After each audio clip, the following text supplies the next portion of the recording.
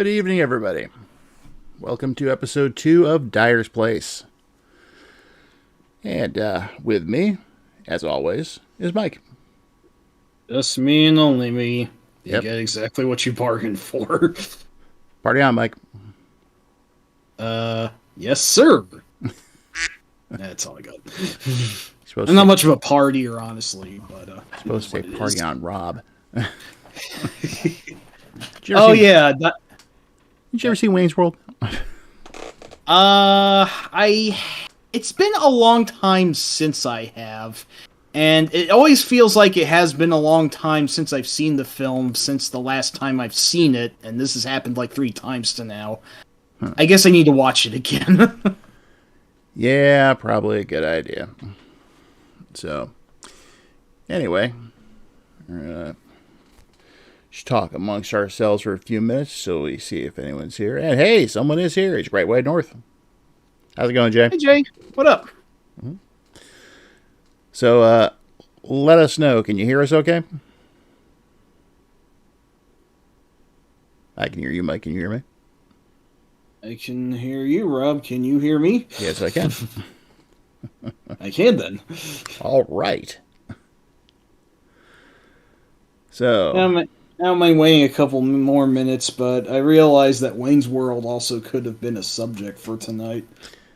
yeah, it could have been. We're doing good. At least I am, Mike. How about you? Yeah, not awful. Could be better, could be worse. Generally feeling, decent enough. I actually saw Dune Part 2 earlier today. Really? How was it? Very good. I mean, it exactly followed up on the first one as I felt it would, and like the first one, I think it is actually a surprisingly streamlined adaptation of the book, yet it feels like it hits all the important points and really emphasizes more what Herbert was going for, as opposed to how much the Lynch version missed the mark. Sting in a Speedo. Enough said. Hey, Eugene. Hey there, Eugene, what's up? You do not see Austin Butler in a Speedo, mercifully, so there is that. We had enough of, how do you pronounce his name? It's like Fade Ralpha? Fade Ralpha, yeah. We've seen enough of him in a bikini in one movie for, to last a lifetime. One movie in a Homestar Halloween costume. Yeah, exactly. Well, as I'm sure you guys can tell, this week's episode is titled Moving Pictures. We are going to be covering some fantastic Rush. movies. Yes, we'll also cover Rush if we could. But, Yeah. truthfully, music and movies are just not on brand for the Dyer and Betty channel. Not usually, but tonight we have found a bit of a loophole. Yes. We're going to be discussing 6 movies and the crappy games based on them. Yep, to streamline things, they're all NES games, but some of these movies have had more than one crappy game on more than one system based off of them. So we're keeping it strictly limited to the NES here. And we're just wanting to go ahead and we're not doing like an angry video game nerd thing or anything like that, Because we're going to... That's really not our style. I can't really fake anger.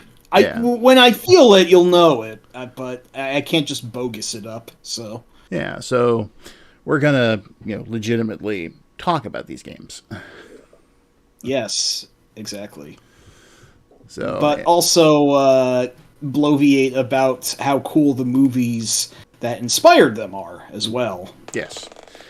Basically the 2 rules we came up for ourselves for this one was that it has to be movies we've both seen and has to be games we've both played. Mm-hmm.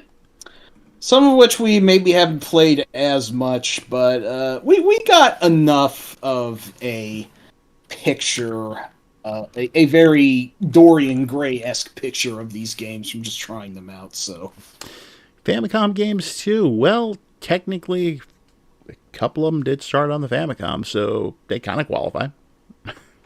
Yeah, for whatever that's worth. Originally, I don't think it's but Originally, we were going to cover Sweet Home, but that's actually a case of a good movie, a good game. I actually watched Sweet Home recently, and it was better than I expected it to be. Kind of sad, too. yeah, yeah, it's been a long time since I've seen it, and that was long before it got recently remastered. But I had actually played the game before seeing the film, and yes, both are indeed good. Oh, the practical Uh, effects from Sweet Home.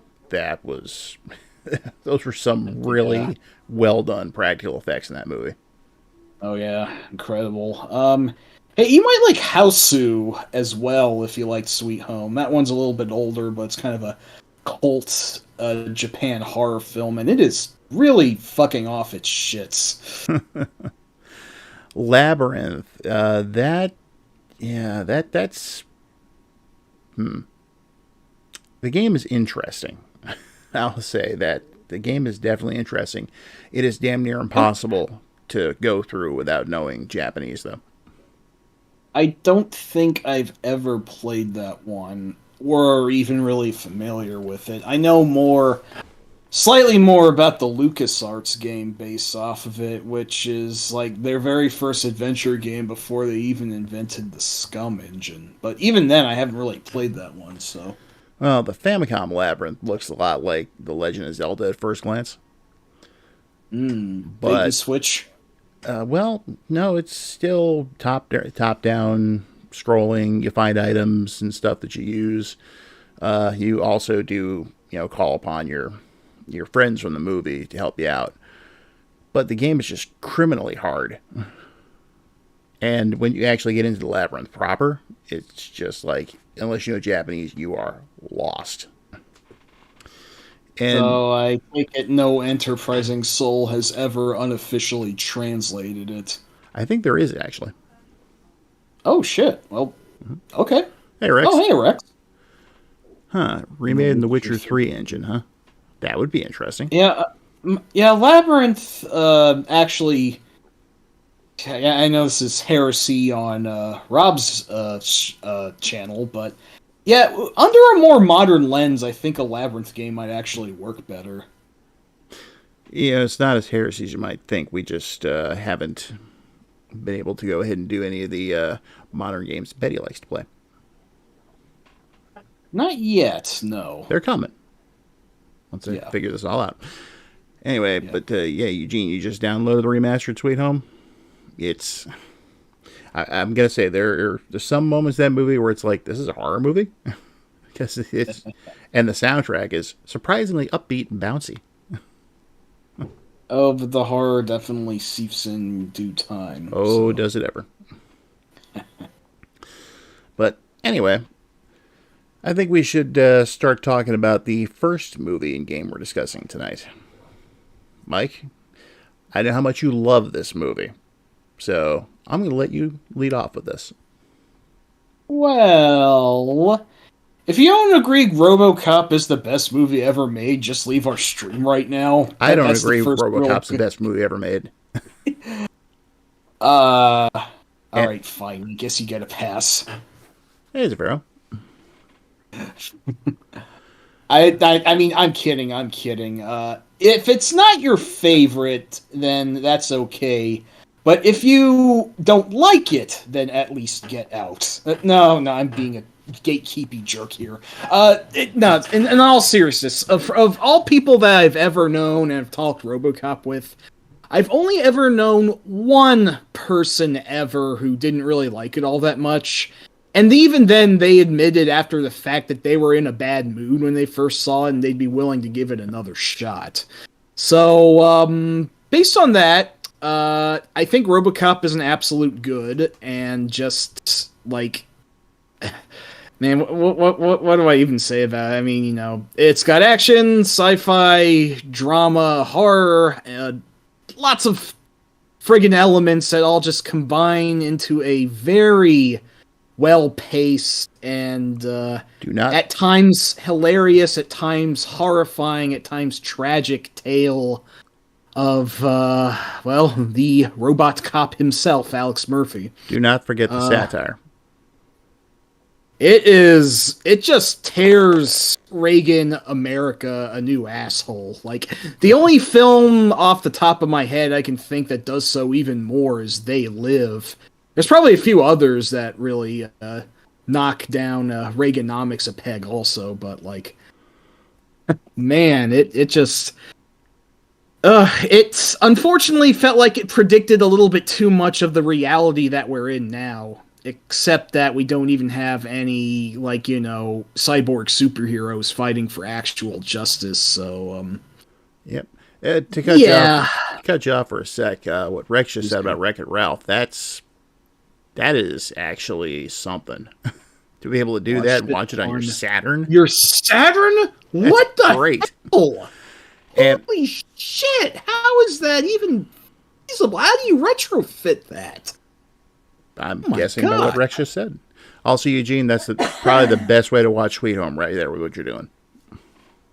Wow, that's an amazing piece of tech. Wow, holy shit. Oh, good ratings. Yes. Well, Eugene said he liked the RoboCop TV show, but I was going to say after the fact that RoboCop didn't need to be a franchise. It really should have been one and done. Everything after it was, by and large, crap. Even RoboCop 2, which I honestly don't think is bad on its own, it is a poor RoboCop sequel, if not, a presentable action movie on its own. The whole point of it was how it was a bad idea to make a RoboCop 2. That's like the one, like, that's like the reason that I feel the movie is allowed to stay. Like I wouldn't kick it out of my house because that is kind of what it's doing. But even then, I still think the execution could have been better. So it is what it is. But yeah, let's talk about the original though, because just how great it is.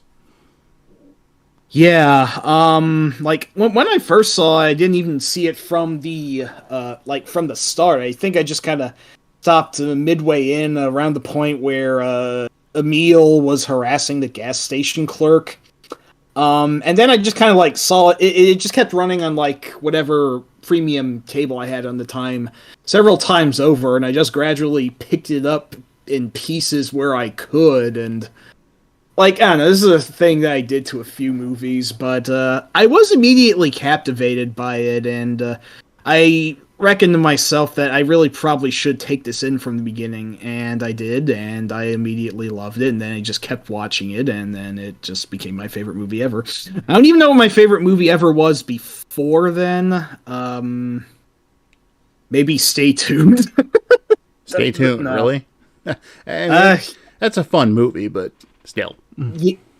I just have a very odd soft spot for that one as a kid. I realize it's not great. It's just, things that you catch at the age that you do.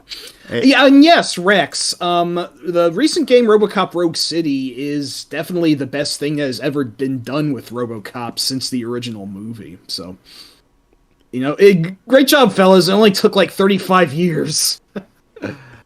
But yeah. And Zafiro, I don't recall there being much about the whole social problems and forcing people to steal. It was basically,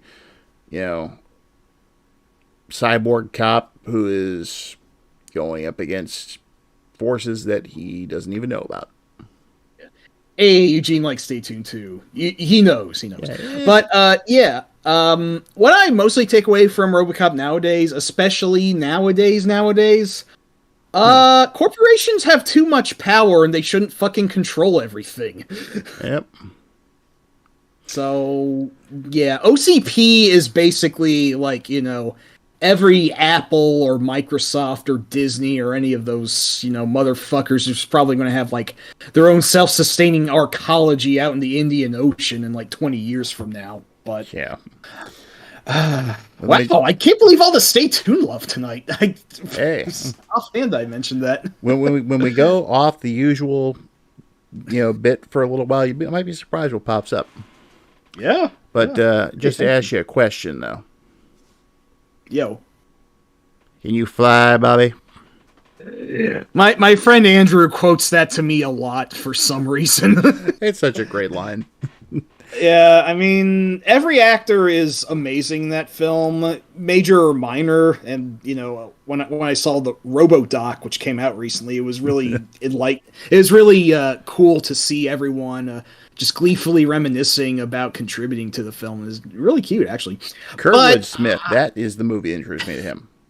I was going to say, I don't think I'm editorializing when I say that Kurtwood steals every fucking scene he's in. Clarence Boddicker is one of Yes. the. I want to say Clarence is a better Joker than any actual movie Joker. I mean, sorry, Nicholson, sorry, Ledger, but like, wow. I'm sorry, we just have the perfect 20th century sociopath on cinema. It's just perfect. It's because the Tigers are playing tonight. I never Never miss missed a a game. game. I think he improvised that line, That but wouldn't surprise me.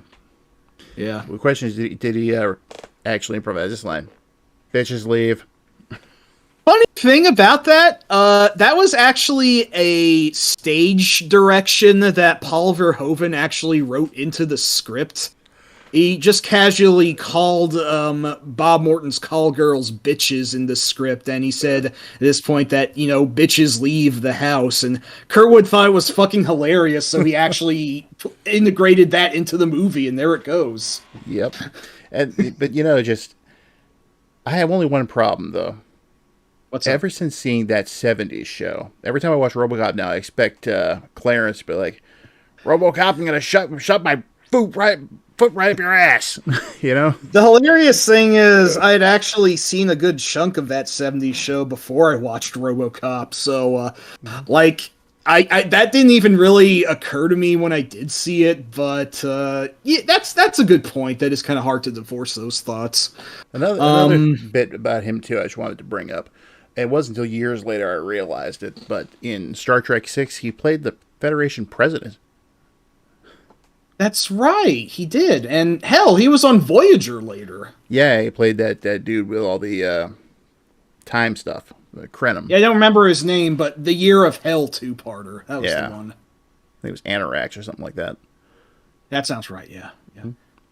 Anyway, fantastic actor. He makes everything better he's in just by being in. Hell, he was even in Rambo 3 briefly, but Yeah. I do think Clarence is probably like the one role I'd point to and say, this is why you need this man in your work. So, Pretty much. and that's not to overshadow Ronnie Cox as Dick Jones, who is man. also perfect as Dick Jones is my mental image of David Zaslav, and every dick-headed corporate decision I hear about nowadays, he was called Dick Jones for a reason, blatantly obvious as it is, but it's fitting, so, Bob Morton made a mistake. It's time to erase that mistake. oh, speaking of all the quotes, I'm surprised no one's brought up I'd buy that for $1 yet. You knew it was coming. Yeah. But I wouldn't buy it for $1? And I've seen it for that RoboCop much. 3? No. RoboCop, the NES game. They'd have to pay me to take RoboCop 3, okay? Exactly. And oh yeah, Ronnie Cox was also in Star Trek: The Next Generation. But I digress. Captain Jellicoe. But yeah, Yep. I've seen the NES game for as low as $1. I still have not bought it because that game is terrible. Unfortunately, yeah, the RoboCop NES game, I don't know where the disconnect is because it was at least published by Data East, who also developed the arcade RoboCop game, which, while fantastic. somewhat quarter munchy, is a really damn good and accurate title on its own. So, for how this turned out the way it did, well, I mean, for starters, I know that, Data East didn't even really develop it. Rex, by the way, we'll be getting to a few of those later, but we're not going to be talking about any of those Euro RoboCop games because, well, we're not. We're just talking about the original. Yeah. So anyway, but you were saying, yeah, it was S.A. Sakata, if I remember correctly. I don't know much about this company, but I think they were like something like a second. Wait, Micronics? What? No, they were like Micronics, one of those shadow developers. That's right, and I think Data East actually did hire them for several of their games that they publish on the NES, like Boulder Dash and Werewolf: The Last Warrior. Great fucking mark of quality there. That one actually isn't that bad. It's all right. It's not, but I never got past level 2. It gets kind of bullshit early on. Yeah, that's true. Well, okay. Well, SAS Sakata's output was incredibly variable, but this one just really missed the mark for some reason. Okay. Sharon, don't worry about it. It's cool. And Sphero, yeah, I'm one of those people that likes RoboCop Arcade. Yeah, no. Like I said, it is a fun one. It is, like I said, kind of quarter munchy, but it is reasonably accurate to the film, and it has the overall atmosphere down pat. It's probably the best RoboCop game that did exist before Rogue City. Although I guess some might go to bat for RoboCop versus the Terminator, but I was never honestly a huge fan of that one Me for either. some reason. And Rex, yeah, best we not talk about that right now. Well, I mean, the LJA and Wolverine had music by Jeff Fallen. I mean, I know he's like the quote-unquote lesser Fallen brother, but it's still really good music. Well, there's that at least. But Yeah. I remember playing the original RoboCop back when it was still relatively new, and I'd seen the movie, so I was just like, oh, I can't wait to play this. It's going to be awesome. And I was very disappointed, to say the least. Yeah, like for some reason, RoboCop is blue. That's one thing. I mean, that's not necessarily a mark against the game. It's just Yeah, I don't know. The sprite work seems kind of inconsistent. In this very, one. very inconsistent. Of course, as we all know, sprites don't make a game. Although, admittedly, the cutscenes with the RoboCop, they look weird. Yeah, Like, really weird. Yeah, it's just his mouth is moving just like 2 frames, like "Arr, arr, arr, arr," and it doesn't really accurately capture the cinema's events. In fact, I'm wondering if this was even supposed to be specifically based off the movie. Stupid question, but I don't know. Yeah, good Just question. something about it feels off. Like, I know RoboCop's supposed to be slow, but nonetheless, this game doesn't feel very good to control, and No. just what is like the main problem that you would say is, like, you know, if you had to point to like the root of this game's faults, what would you say is the worst part about it? Honestly, I would have to go with it. Well, much like other games where you have very powerful heroes that are treated like tissue paper, that's a big part of it. I mean, RoboCop's supposed to be basically a walking tank, Yeah. and you have dogs that can tear him apart. Yeah, that makes a lot of Dogs, sense. dogs that apparently have like teeth made of diamond or mithril or some bullshit. I don't know. Exactly. Rex, you said cat. I don't remember where he mentioned the cat, but Rex says worst part of the NES game, I guess, would be the janky controls. It makes simple actions difficult and results in taking damage needlessly. Yeah, no, Yeah. that's pretty on point. And Gotta take that into consideration as well. and the hit detection is kind of wonky, especially if like the first boss, who also comes back as like a mid boss later, is like this weird like red. He looks like the one of the bosses from Zelda 2. I don't know how better to say that. He just and like you have to, for some reason you can't shoot him. You have to punch him, and the hit detection really sucks on this. I don't know when I'm supposed to actually be hitting him. I will say, as far as following the movie, at least they did a decent job with that.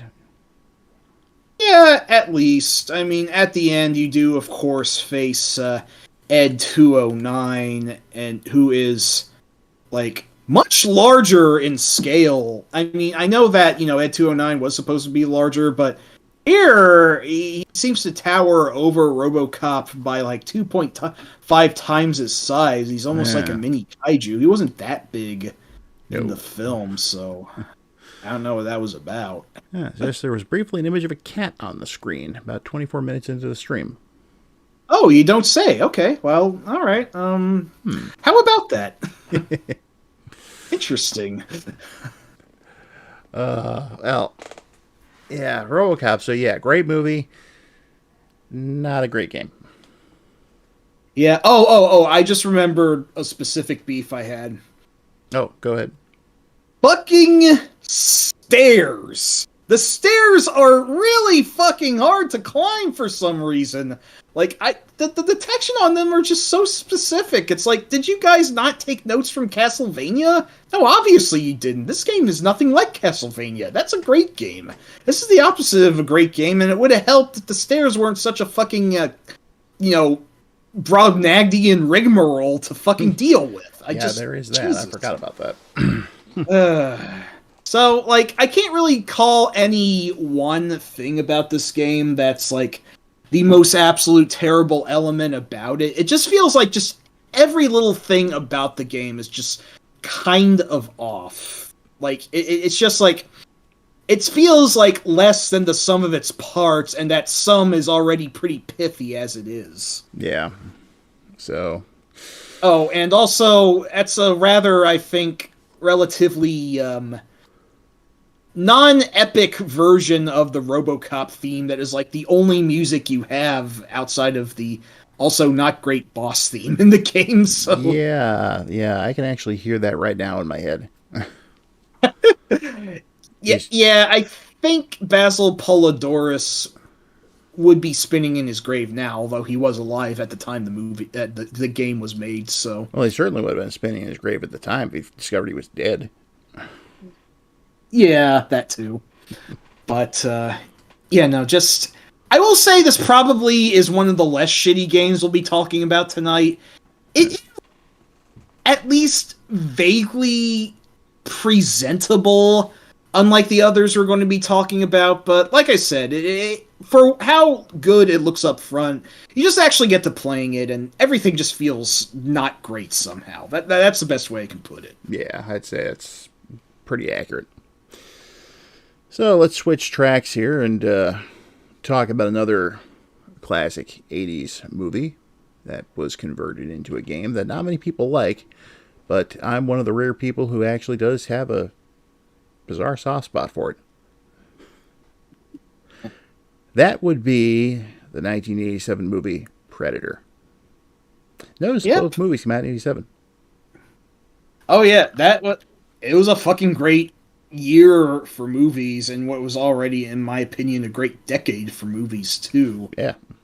But I am a little biased. That being said, yes, Predator, directed by John McTiernan, and of course starring Arnold Schwarzenegger, and rest in peace, Carl Weathers. Yes. As well. And terrible loss there. Yeah, absolutely.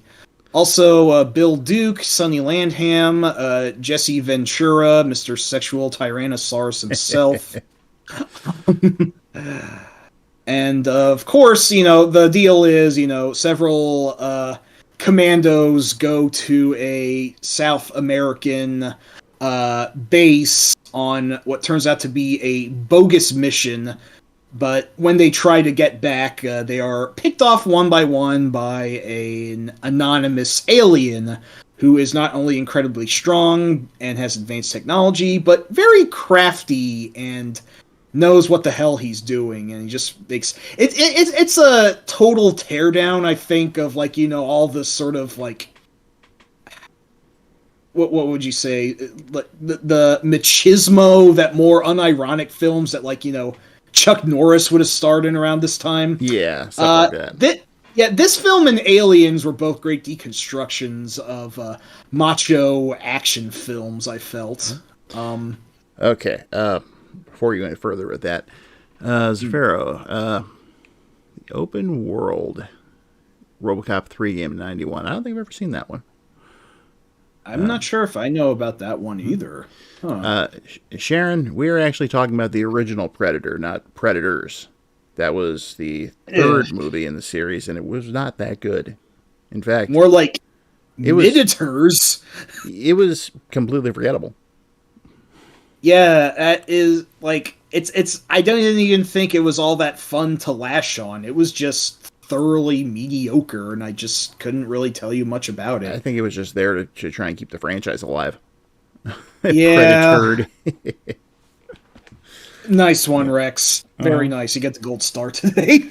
But we will get to the NES game in due time. But I'm curious about this level skip cheat that you found up with the Power Glove. What? Yeah. Yes, yes, Rex. We would like to hear about that. But the Predator, the movie, has definitely some great stuff. There's just, of course, at this point, everyone knows, about the whole, what they look like and all that. But at the time, this, unknown alien, this, that's cloaked half the time, no idea what's hunting them. And the fact that Just slow. Yet no. Sorry. it's just slowly picking them off one by one. The build up to actually seeing the Predator is nothing short of astounding. They really do take their time. It's like he just has like the shimmery cloak on at Mm-hmm. first before you see it full bodied with its like alien blood that it's treating, and then like he remains masked for almost the entire film. You don't get a great look at him until late on, and then when he's face to face with Arnold and he takes the mask off, holy shit, he's terrifying. You're And one ugly motherfucker. classic line. Also, full of classic lines. Oh yeah. Get to the chopper, stick around, Dylan, you son of a bitch, etc. I ain't I got like time Bill to Duke's. bleed. Yeah, I also like Bill Duke's. You're ghosting us, motherfucker. Yeah. But yeah, no, like, and also, the fact that if it wasn't for Dutch, Arnold's character, planning a well-timed log trap, he would have been killed. Mm-hmm. And even so, he didn't finish the Predator off on his own terms. The Predator just, He well, finished not to himself off. spoil it, but yeah. We are and discussing movies it, that are going on 40 years old here. If people haven't seen them by now, I'm sorry. We're going to spoil them. Yeah, you know what? That's fair. And it's like just at the end of the film, it didn't feel so much that Dutch won, just as much as he survived. Pretty like much. the viciousness and craftiness of the Predator is just so all time on its own, and it's still an amazing film today. Now, would you like to comment on what Zafiro had said about Predator treating American intervention the same as big game alien hunting? Where did Saphir say that actually? Well, further, it says Predator definitely is treating American intervention as the same as big game alien hunting. They're both being jerkwad colonizers. I think I could see that, but hang on, I for some reason that's not showing up on my end. Hang on, I think I need to refresh the window. But yeah, I could possibly see that. It's like I know that. Honestly, I'm not sure I know enough about this subject to comment. So, Dyer, I don't know if you have anything to say. All I could say is we're only going on the first movie here, but were we to be covering the sequels, it was established that the Predators would come here periodically to hunt, and they would come get their trophies and leave. So as Predator, remained a franchise, a lot of lore got written about the Predators themselves and how they're like a proud warrior race. They're either known as the Yasha or the Hishkuten, depending on what exact Bible you're reading on them. They just have this ridiculous amount of lore that's been covered in all sorts of supplementary material like comics and games and even throughout subsequent movies. Yep. Which the no, go ahead. Yeah, I was just reading what Saphira said about how Predator started with Dutch's squad going down to that facility. Except they'd been lied to, if I remember correctly. That's right, yeah. Dylan tricked him into doing the government's dirty work, basically. Yeah, that was what it was. On a side note, Zafiro also mentioned Prey, which I still have to see that. I've heard so many good things about that movie. I do, yes. But I hear the Predator that came before it sucked the big fat willy. Yeah, so. I didn't even bother with that one. Yeah, no. However, Predator 2 is an underrated sequel, and I'm glad more people are coming around on it now. Yes, it is. That is. We won't talk as much about that one, but yeah, I definitely think it's worth seeing. Oh, yeah. But, so if we were to go ahead and switch tracks and go over to the NES game, since Rex is telling us how to do the the level skip. Yes. I got a lot to say about this one. First, let me get the good stuff out of the way. It's got a phenomenal soundtrack. The music is actually really damn good. There's one track in particular that really stands out. I think it plays in like the third area of the first stage is the first time where it plays. It sounds very military and very just surprisingly well composed. Starts off with that drum beat. I think that's the one, yes. Yes, that's the one. Yes, perfect. Yeah. Yeah, but that seemed to be typical of Pac-In Video's games. It's like, look at Deep Blue for the TurboGrafx. That was a Pac-In Video game, and whereas the game itself is pretty darn terrible, it's got a good soundtrack.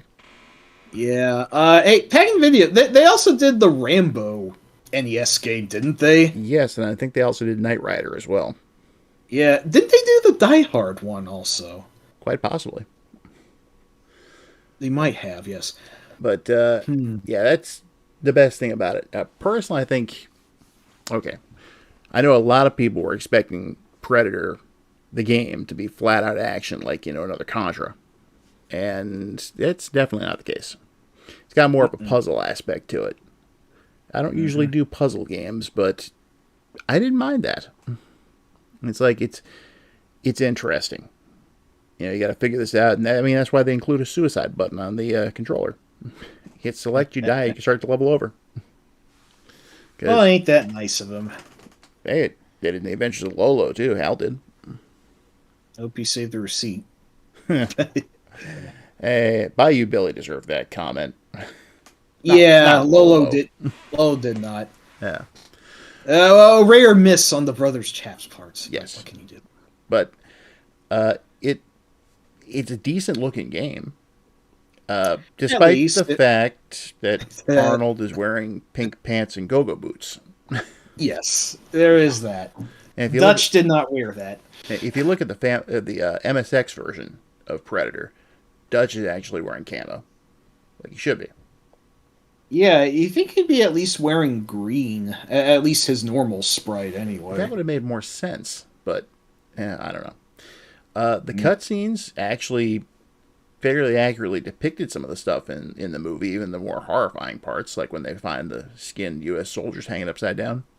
Yeah, some getting past Nintendo censors on that one. Fucking weird. Although, Dutch's line, though, is like, I will find whomever did this. Because Arnold totally said that. And they completely glossed over the first, 3/4 of the movie. Just basically opened up with, now Dutch has to take on the alien alone. Yeah, basically, Billy already told him and the girl to go ahead at this point, and that's pretty much where we drop in. So yeah, and that's one thing about the movie. Just to go back to that real quick is Billy was the tracker. The dude was not scared of anything, but he was scared of this thing. Oh yeah, another great line. We're all gonna die. We're all gonna die. We're all gonna die. And then that freaky voice modulating thing the Predator had. Yeah. Let's see. What else did I actually like about the game? Now, some might look at this as being kind of, detracting, because it had a really weird cast of characters. It's like stuff that stepped out of Metroid. Yeah, I will at least cop that scorpions are reasonably endemic to where this game's supposed to be taking place. Scorpions and the other soldiers. Yes, but then you have, these weird blob things. Those things are hilarious. Yes, they look so cutesy, contrasting against everything else in this game. And then you have the weird birds or bugs or whatever that fly around and, take a dump on you. Yeah, there's that. and then these weird giant toothed ghosts that run into. They look like fucking things from Fester's Quest. They remind me of that. And what about Games. those things that are like they're basically balls with legs with giant eyes and wings? It looks like they stepped out of an Alex Kidd game. Yeah, these many of these creatures absolutely do not look like anything related to its source material, which does make me wonder if this was previously a completely unrelated game before it got the license attached to it. It's certainly possible. Oh, and let's not forget, there's about 17 billion predators in this game, as Oh opposed to the yeah, movie's yeah. one. I mean, there are supposed to be a lot of actual predators, but like we didn't know that at the time this was made. Yeah, So and look at the final boss. It's a giant floating predator head.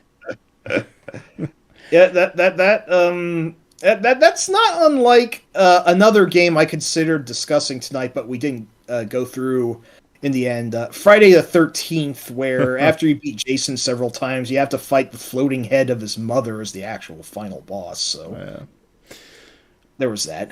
True.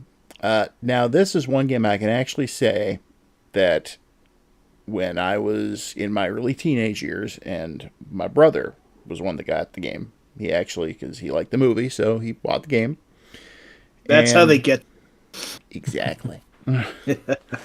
And, so far, that's two right there. You know, I mean, I liked RoboCop, rented the game, disappointed.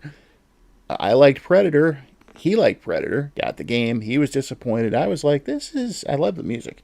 But I actually played through the game back then, you know, Amazing. on original hardware, so there was no save states, no anything like that. And to this day, I don't know how I did it because that game requires so much precision jumping.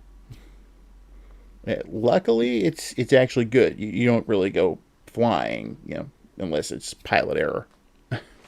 Yeah, this is one that you have over on me. I honestly never got very far in this game. Then again, I didn't try nearly as hard as you did, and I'll be honest, I don't think I feel all that motivated to try as hard as you did. Sorry. Keep in mind, at the time, you only got a handful of games if you were lucky, and you played what you had. Yeah, for better or worse, if you went with a stinker, that stinker was going to be your entertainment budget for the next 4 weeks. Mm-hmm. And sometimes longer than that, depending. Yeah. And now we get to the stuff that I don't like about the game. One thing Yeah. that is totally and completely inexcusable and should never even have been attempted is big mode. Yeah, this game kind of ripped off Genpei Tomaden by giving Arnold these scenes where he's now wearing green, so that's the only good thing I can say about it. Oh, But that and the Predator sprite does look like the Predator. yeah, but these scenes are just clusterfucks. How do we even describe it? Well, let's put it this way. You brought up Genpei Tomaten. Mm-hmm. When Namco released that for the Famicom, they knew better than to try and do an arcade port, so they made a board game. Good So on them. they waited until they had a more powerful console to go ahead and actually release something that was even close to the arcade. That's right. Yeah, the TG16. Yep. But yeah, that big mode is just, it's ugly. It controls like crap. You can get knocked halfway across the screen by a bubble. Wow. Most of the guns are useless.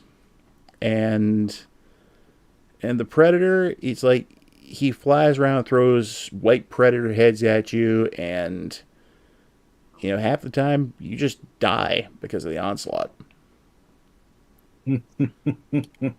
So it's just, Yeah, it's ridiculous. I'm not sure if I ever even got far enough to play one of the big mode scenes They're like on my every own fourth power. stage, I think. Yeah, it's I don't know. I definitely don't have the odd admiration for this one that you did, which I'm sure is understandable. Like, you know, you had a he had a childhood excuse for actually getting into that one, and I do appreciate that he did manage to find the good in something that most people wouldn't really, give two looks at. Yeah, But most people hate that it, game. yeah, this one, it's not the worst game on the NES, but this one for the most part just really not does not do it for me. And it's not even because, I was expecting Contra and that's not totally what I got. No, it's just like with NES RoboCop, something just kind of feels off about it. Maybe it is all the precision platforming you have to do, and the fact that you don't control as well as Mario or Mega Man or what have you. Well, the funny thing But is, you actually do control pretty well, just not in big mode. I Oh, guess not. No. speaking of which, if you ever play the Famicom version, that's the first thing you start as is in big mode, Well, that's weird. and it's about 5 times as hard as the NES version. Okay, why did they decide to start you off with that bullshit? Well, I gather they switched it up a bit for the US because game companies were making their games a little easier, and then they started making it a little harder when rentals became a big thing. Yeah. Yeah, So, as we discussed in the last stream we did, Ninja Gaiden 3. Think of that. yeah, of course. Hmm. Yeah, Streets of Rage 3 and so on. Yeah. Besides Big Mode, though, what else did you not like about the game? Basically, that it was as long as it was. It's like 30 stages. Yeah, no, they could have cut out at least a third of that. Now, there are ways to skip stages by going through like the right cave at the end of each level. Sometimes you're faced with a choice. Luckily, you never get sent backwards. That's good.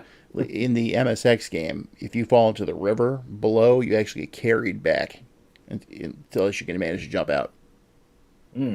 Rough. There is no river in the NES game, so luckily for us.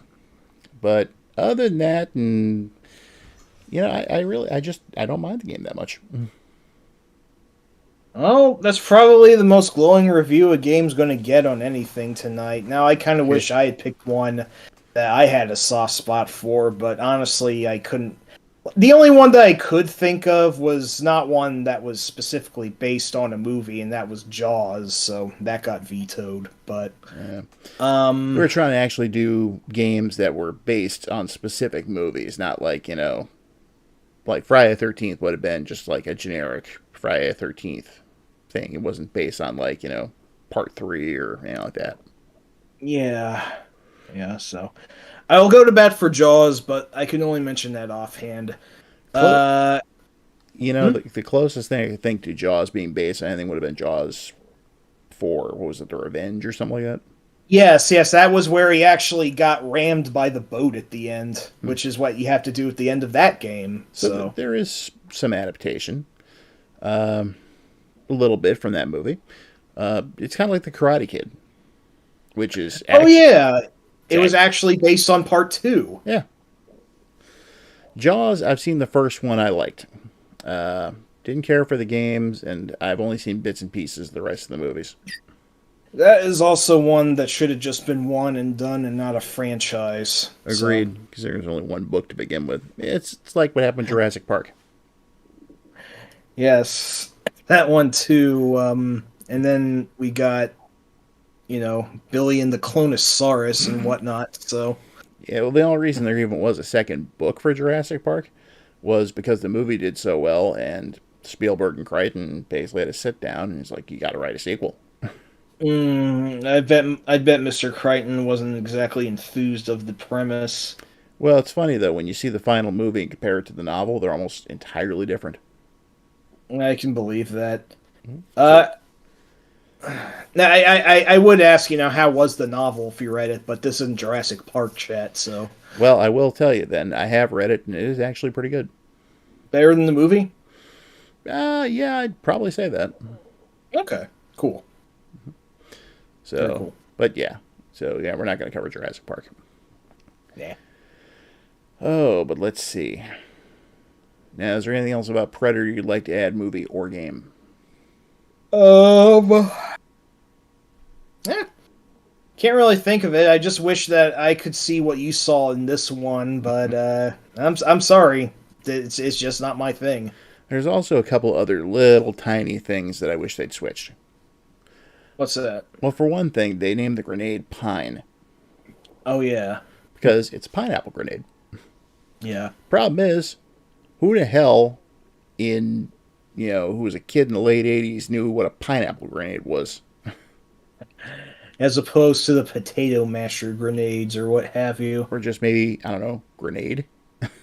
Yeah, call it Gren. Exactly, if they had to shorten it to Puppies. 4 letters.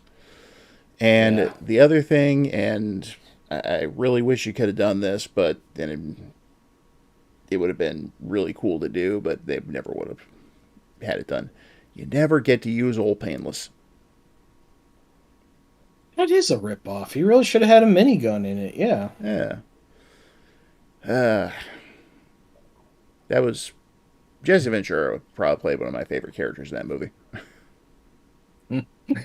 Yeah, no. He definitely stole the show with what he had. He was probably like the most blatantly, macho 80s action hero out of all of them to an almost cartoonish degree.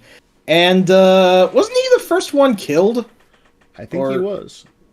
Of course, it's been a while since I've actually watched the movie, so. he was one of the first killed anyway. He went pretty early, so. So, yeah.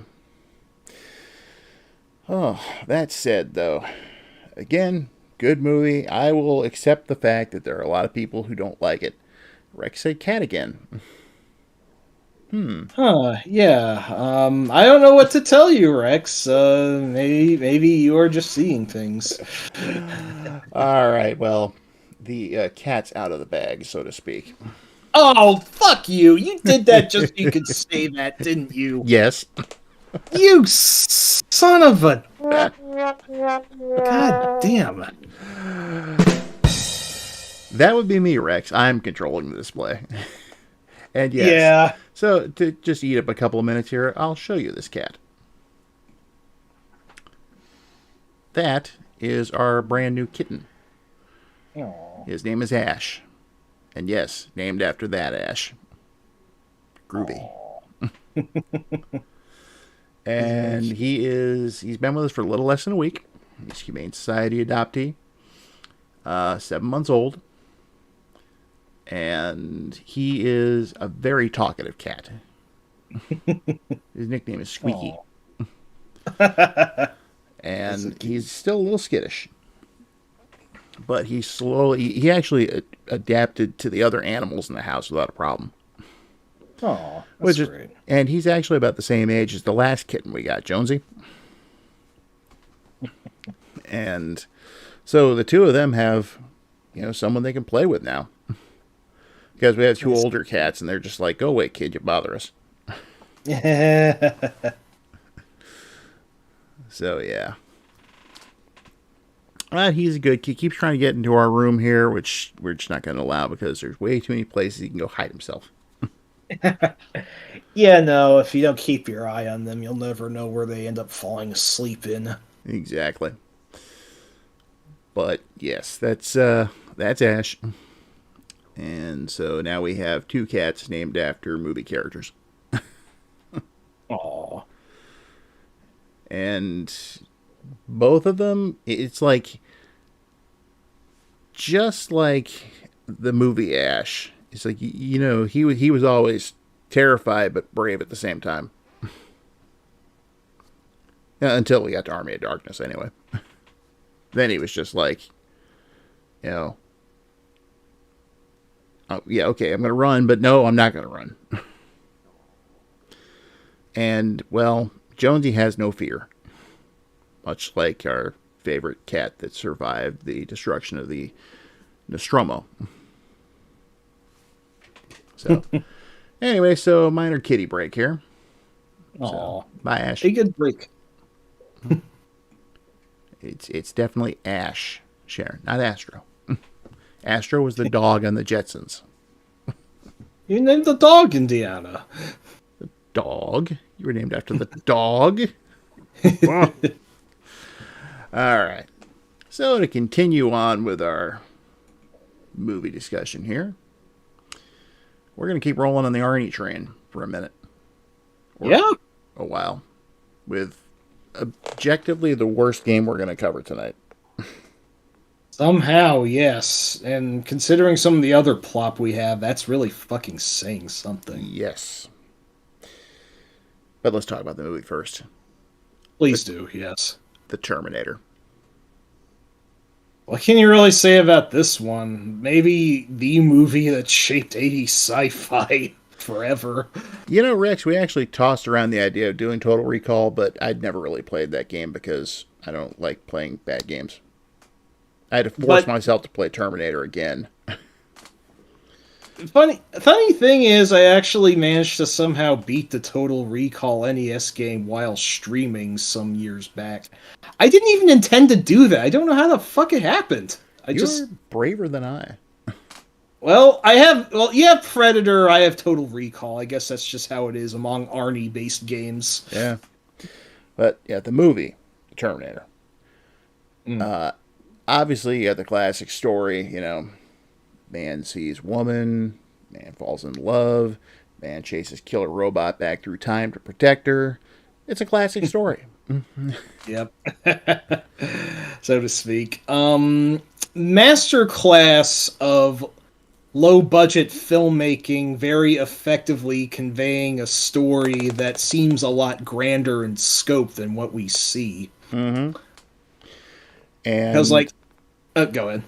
I was going to say, just for the record, there are no other movies after Terminator 2. Yeah, as far as we're Yeah, concerned. it's done and over with.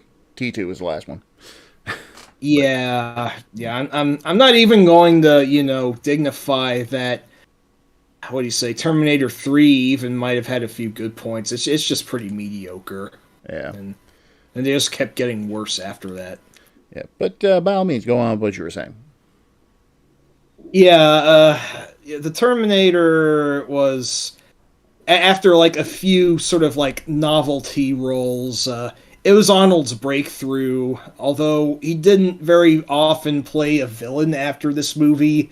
Not even within the same franchise, funny enough. But Yeah. his very imposing build and just his intimidating presence just made fantastic for a killer cyborg disguised as a flesh and blood human.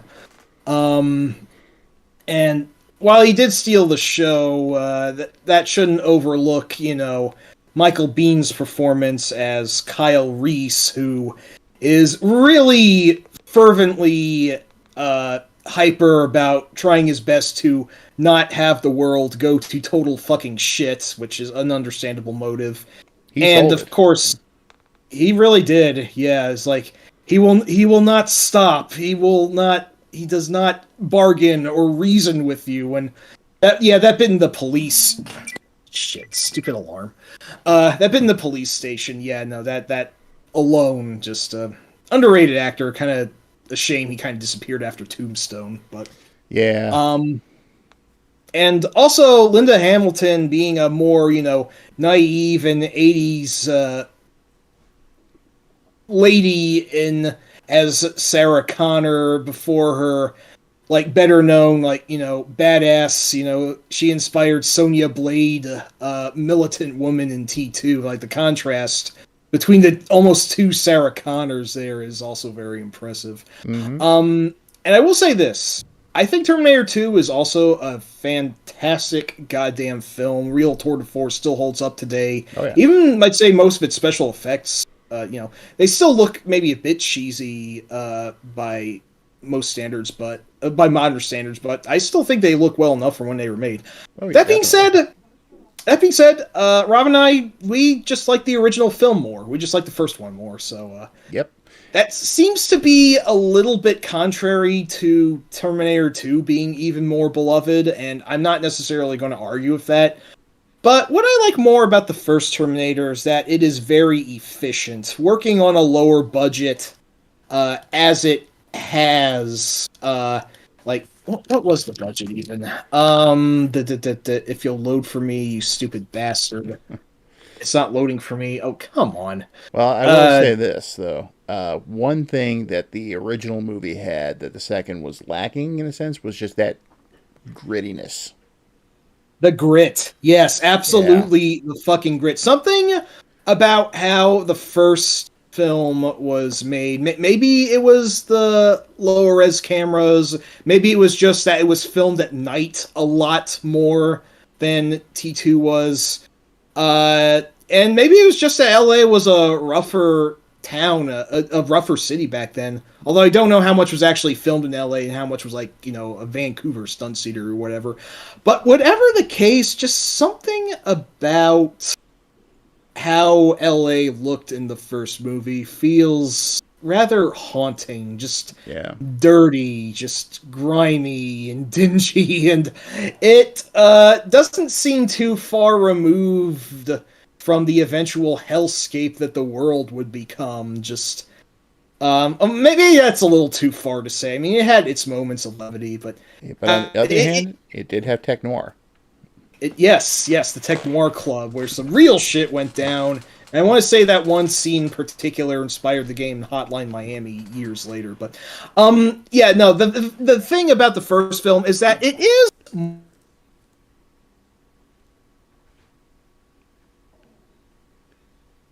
I don't know what just happened, Mike, but you cut out.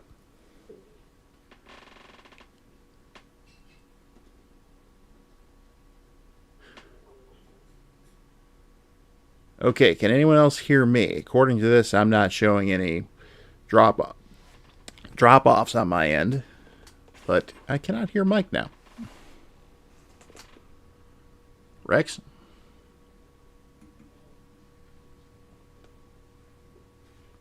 he's still on the call. Okay, you can hear. Can you hear Mike?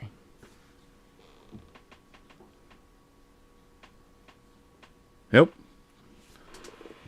Mike has. All right. Give me 1 second here.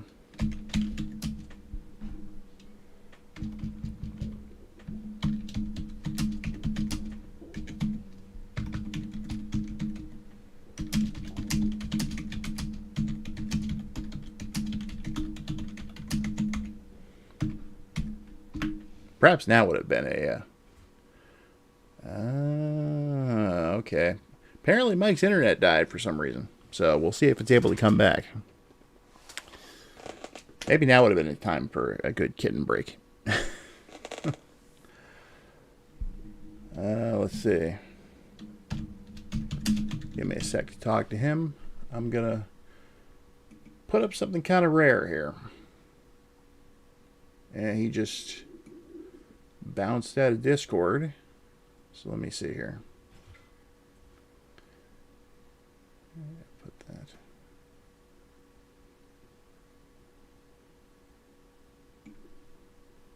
Okay, he says it's coming back, so he should be back momentarily. Well, that said, Fuck. Okay, good. I'm back. Jesus. yes, you're back. Okay, I was just about Sorry, to. sorry, everyone. My internet shit the bed for a couple minutes. I really have no idea why. That being the case, I probably should have just thrown this image up. Oh yeah, the cheat. But I was trying to figure Yeah. what happened too. Well, that thing that was happening to you during the Ninja Gaiden stream, that just apparently happened to me. Fan goddamn shitting fucking tastic. Well, anyway, Uh, to go ahead and jump back into it, you were talking about the Terminator. yeah. And how gritty LA felt compared to T2.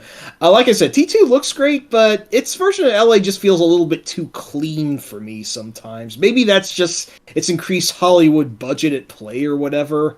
Yeah. Again, I'm not going to begrudge anyone for liking T2 more, but I just like that the first one was much more of a horror film. And if I'm not mistaken, the image of the after his Arnold flesh was melted off, Yeah. the image of the exoskeleton rising from the flames. I think that was the image that James Cameron himself got right out of a nightmare he had. Yep. And I wish I would have a nightmare that would make me a fucking multimillionaire. But yeah, the budget was just 6.4 million. Its box office returns was $78.3 million, which is astounding considering how little went into it in the first place. So, One thing about that too, the only thing that I feel really doesn't hold up from the original movie are a few of the effects. that is fair. I know that there was one when like Arnold was like when he was injured at Techmore and then he was in the hotel. You can he was clearly like tell it's a fake head. picking the bullets out of his head. That was very blatant. I mean, I kind of like how blatantly cheesy that is to an extent, but in a more objective sense, that that was that don't look so hot now. And the scene where the Terminator endoskeleton is walking down the hallway towards the end, you could very clearly tell it's stop motion on a projected background. Yeah, it was. They had to work with what they had, and Yeah. for 1983, it was impressive enough. But I guess Yeah, 40 years. Oh, don't get me wrong. I totally respect that. But it just, and I wouldn't change it actually, even if I had the opportunity, because I'm one of those people who thinks that movies should basically be left alone. Yep. Yeah, George Lucas. Hope Yep. you're listening. Yep. But yeah, it's just other than that, though. I mean, the scenes up in the future when you actually see a little bit of the future wars going on, those still hold up really well. Yeah, those look fantastic, and I do wonder if they would have dwelled in the future for longer if James had more than 6 million to go on. But You never know. I do, like I said though, I do like the economy of how like they necessitated having to film the movie in modern times when it was really about a future war that was happening. But it was a pragmatic change that led to an even more iconic film as a result of it. And yes, reading this, it did actually mostly take place. Filming was on location in Los Angeles. It didn't use a duplicate city, so Nice. yeah, no, that made the grit feel even more authentic as a result. Mm-hmm. Now, was that the case for 2, or did that use? Oh, Yeah, Terminator 2 also was mostly in Los Angeles. I guess you couldn't really fake the pipeline there, so that yeah. checks out. Now, on the subject of the cast of the original movie, it's like there were some really good character actors in that too. It's Yes, like Paul Winfield. Paul Winfield, Dathon himself, rest in peace. Yep, and then there was Lance Henriksen. First of many, or at least several collaborations that Henriksen had with with James Cameron, going outward before he became even more famous as Bishop. But he's one of those actors that always makes anything better for being in it. So, And of course, fun fact that almost everyone here probably knows anyway is that he was Cameron's original choice to play the Terminator. interesting. What, you I didn't wonder know if that. I might have, but I don't recall exactly. I wonder if that informs the T-1000 looking a bit slimmer and more inconspicuous, because Robert Patrick does look a little bit like Lance Henriksen now that I think about it. You're actually 100% on the money. Shit, nice. Mm-hmm. But yeah, his whole idea is he wanted, someone who could just blend in. Yeah. And, you get your 6 foot whatever hunk of Austrian murder machine. Doesn't exactly fit in.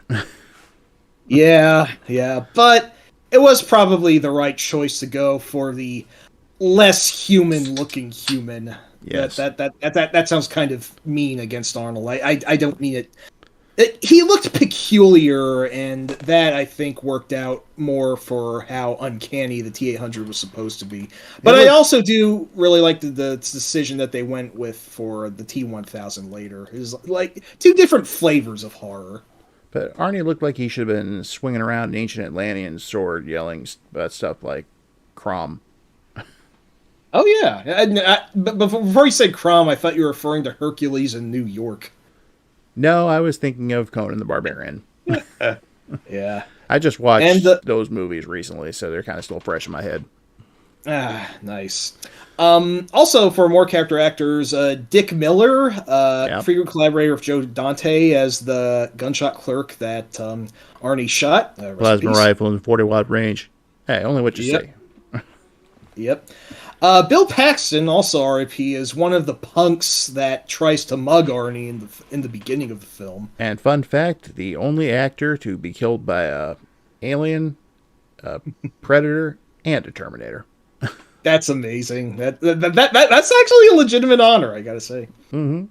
And Earl Bowen as Yes. the asshole Dr. Silberman, who kind of became his most famous screen role, but I also know Bowen as being the voice of the Dread Pirate LeChuck in the Monkey Island games. Mm-hmm. Yeah, if there's one thing I did like about, I want to say it was Terminator 2 Mhm. that I liked more was the fact that he actually, saw something which made him think maybe Connor isn't crazy, you know. Yeah. And I think he actually saw the Terminator in Terminator 3 as well, and was just He did. he That was one freaked of the out. few parts of that film that was pretty great, yeah. Yeah, So, but going back to the original, it just fantastic cast, great story. It's a love story at heart, if you think about it.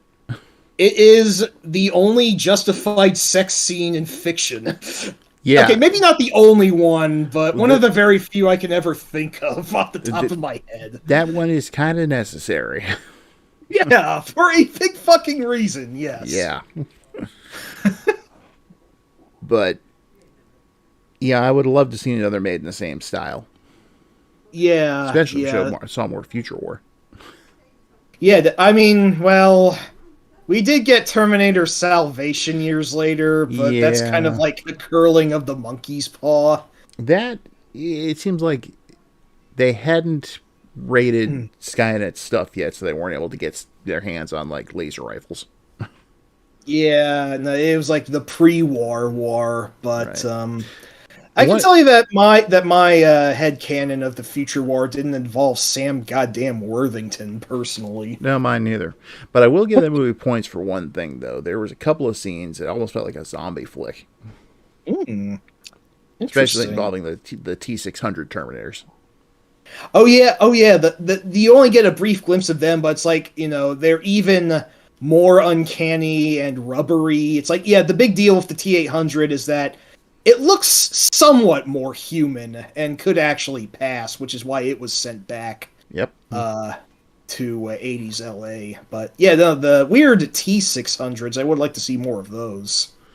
And even though, and I know we're going off topic here, but I do like the fact that they actually introduced the T-800 in that movie the way they did. So I hear, yeah. Do It's you my think Salvation might actually be worth seeing at some point? Salvation has its moments. There's Okay. other moments that are not worth it. Mm, But when it actually is to my knowledge, the first and only Terminator movie that does not involve time travel. crazy. Hmm. And there are a couple of they actually bring back Guns N' Roses. You Could Be Mine for the soundtrack, Hey, nice and not. and they include Alice in Chains' Rooster as well. Oh shit, that would fit the film pretty well. It's one bit in particular, but yeah, it's fun.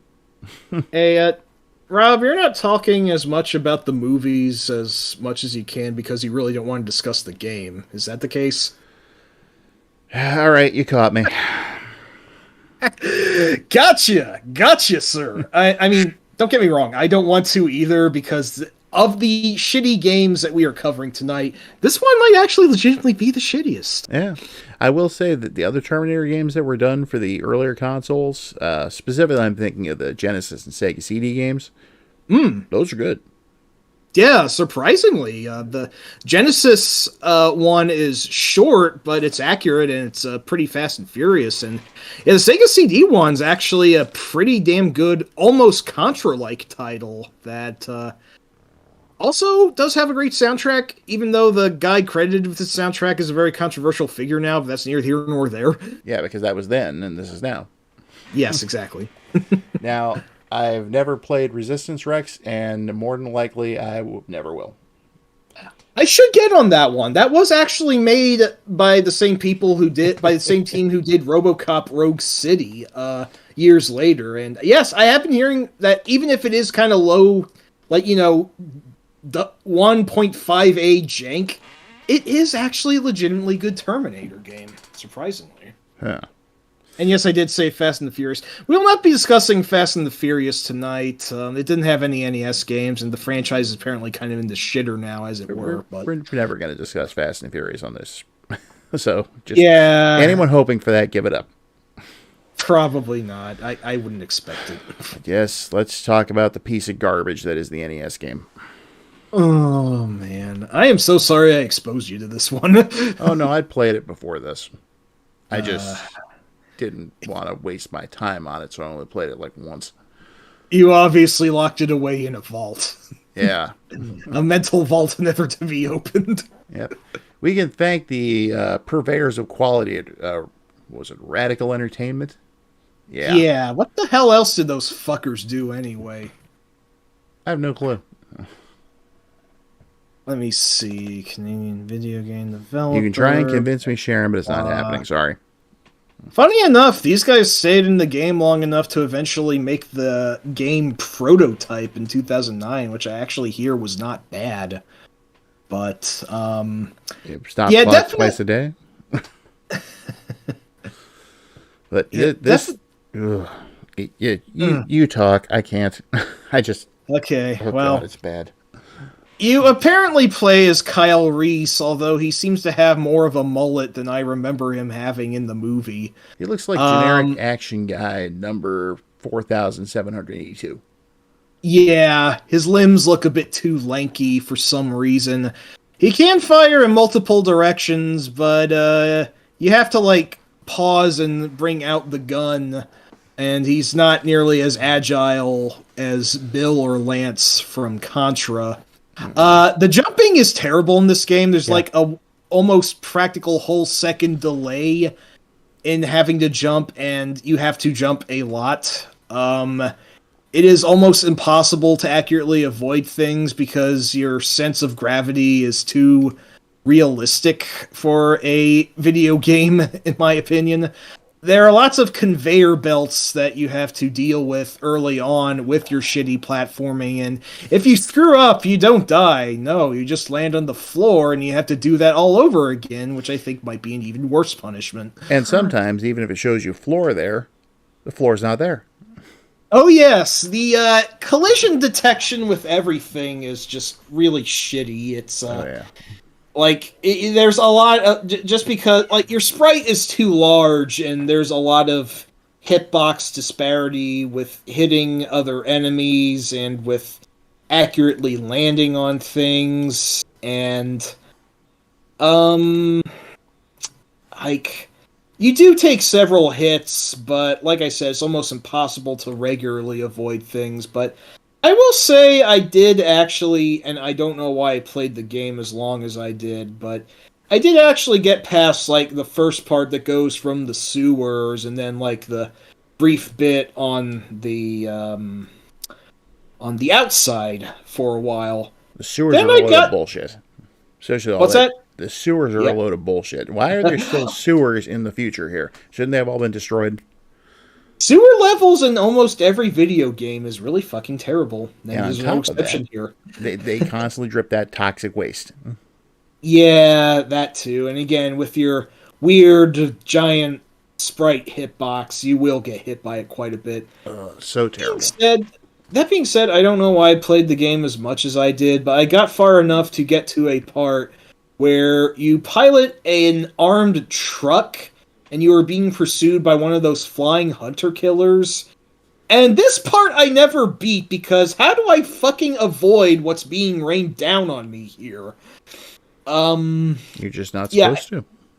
Maybe you're not. I mean, I'm seeing a long play here where it is apparently being done, and I guess I never figured it out, but I never bothered to get past this point, because, and fantastic. You have to face one of the ground hunter killers right after you destroy the aerial one, and it's even more bullshit to avoid. Great, great. And then after that, more fucking sewers. Oh my That god, this is hurts my just head. wow. And he's still in the future, I bet. Unfortunately, yes. When you actually do get back to LA, Kyle loses his gun and he Of has to course. do these very slow and inefficient karate kicks on all the police officers trying to antagonize him. I, Um, I would swear the way that game is so badly put together that I would figure there never even was a level past the future. I wouldn't be surprised if this game wasn't play tested after a point. Now, the only good thing I could say about this is that it's apparently a very short game and you can beat it in like 20 ish, like between 15 and 20 minutes, you know what you're doing. But I could also say that about the Genesis Terminator game, and that one is actually pretty surprisingly good in comparison. This Yeah. is just a real swirling toilet of a game, and it does not get any better. It's like you probably wouldn't expect it to get any better anyway. But no, there's no like oh, this beginning part's bad, but hey, maybe it gets okay if he gets it. No, no, it is shit. It starts shit. It remains shit. It ends shit. It is shit, shit, shitty, shit, shit all the way through. It And is to oh wow, basically to sum up the differences between that and the Genesis game. I could play through the Genesis game and have a very enjoyable 20 minutes.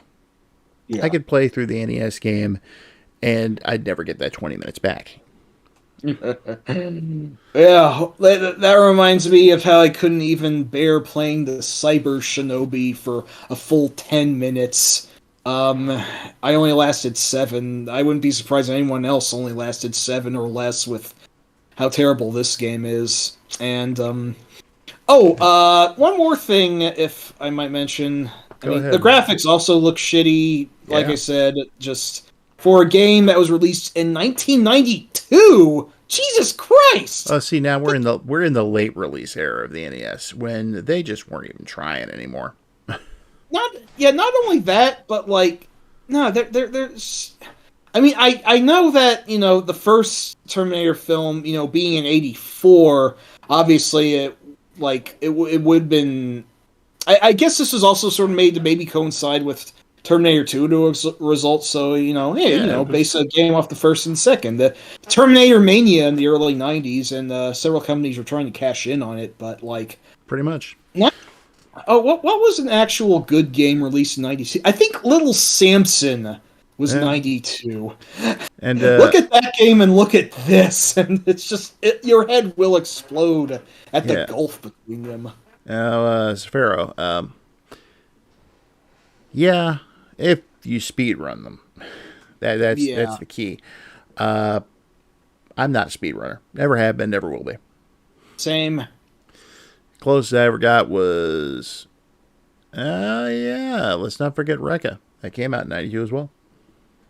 Wow. Mm-hmm. Yeah, no, the same year as Rekka is. It boggles the mind. It's best not to think about it. Exactly. So don't. Um. Oh yeah. Yes, Sharon. You have heard of Little Samson before. Yes, it is sadly one of the most ridiculously rare NES games ever, and I don't think I'll ever see or even touch a physical copy. And But Rex has an excellent point there. Nothing is rare if you have an EverDrive. that is true. Yes. But yeah, the Terminator by Radical, and I believe published by fucking Bethesda. So fuck you, Todd Howard. Actually, I If think it you was were Mindscape. working. Oh, those guys suck too. Let's talk about the biggest insult to injury here, though. The music or lack thereof. Oh no, something even worse. Wait, really? We could have had a good NES Terminator game. You're right. You're right. Exactly. We Yeah. could have had a Terminator game by Sunsoft when they were in their prime. I mean, we Yes, kind of that. got it in the end, but it wasn't Terminator. Yes, that is what Sunsoft intended to do, but for some reason they lost the license before they could make the game. I don't know exactly what happened there. Probably some shady boardroom politics, if I had to guess. But All I can tell yeah, you as is you that I interviewed some former Sunsoft employees, and none of them knew what the story was. so that's still a mystery. Very interesting. Mm-hmm. Well, at any rate, we did at least get the game Journey to Silius, which was a mostly original title built out of the scraps of what could have been the NES Sunsoft Terminator game. And Journey to Silius is pretty damn good, and I can absolutely see some places where the Terminator influence would have seeped through. Like the first boss that like giant helicopter or whatever. That easily could have been one of the Flying Hunter killers, for example. Mm-hmm. And whereas the official NES Terminator game had virtually no music, and what little it had sucked, Journey to Silius, that's one of the best soundtracks I've ever heard on the NES. Yeah, really. Everyone especially praises the rather solemn level 2 music, which is apparently like 7 minutes long because it has a few variations in its bars. Mm-hmm. Fucking crazy. So yeah, we were But cheated. yeah, no. Oh god, the like the weird ambient or whatever that plays in the NES Terminator that was forced upon us. It gives this game this really weird sort of unfinished and like just hollow atmosphere. Something about the game and how it sounds. It all feels like some sort of weird bullshit fictional quote unquote creepy pasta game, like something written for an internet horror story. Like this is some cursed relic of a game that I really shouldn't be playing or whatever. And then I like have dreams about that weird, buzzy, tinny sound, and then like a giant skeleton rips my face off. A giant metal skeleton kills me or whatever. It's something like that. I, My I don't know. my takeaway is it was just basically a quick and dirty contract job that they wanted to get into stores as fast as possible so they could still try and get some of that Terminator buzz that was going on. Yeah, And yeah. we aren't going to really go into this, but honestly, the Terminator 2 that came out for the NES, almost as bad. It's somewhat better than this game, but not by too much. At least Jeff Fallen, who's the second time I mentioned him this stream, at least he did the soundtrack. Although even for Fallen standards, it's a very bizarre soundtrack that goes in some weird, creepy ambient directions. I don't know who thought weird ambience was the way to go for a movie with one of the most iconic opening themes of all time, but that's Thank you. just how the cookie crumbled. So Yeah, and weird. the presentation's good too, at least. Oh yeah, the cutscenes look really rad, and it does also reasonably follow the plot of the film closely. I mean, the first stage has you beat up all the bikers, and then the Need your second clothes, stage, I your think. boots, and your motorcycle. Yeah. Actually, the weird thing is you're already clothed when you first start the game and beat the bikers up, so that's. I'm going to blame that on Nintendo censorship. I don't know. I mean, who would have wanted to see a naked Terminator running around? I don't know. But You saw how that waitress reacted when she got a good look at him in the movie. yeah, I was going to say there were some people who might be into that, so I won't judge. Yeah. Well, yeah. So,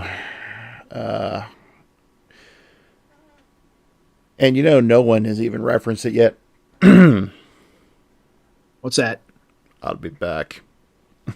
Wow. We did fucking miss that, didn't we? Yep.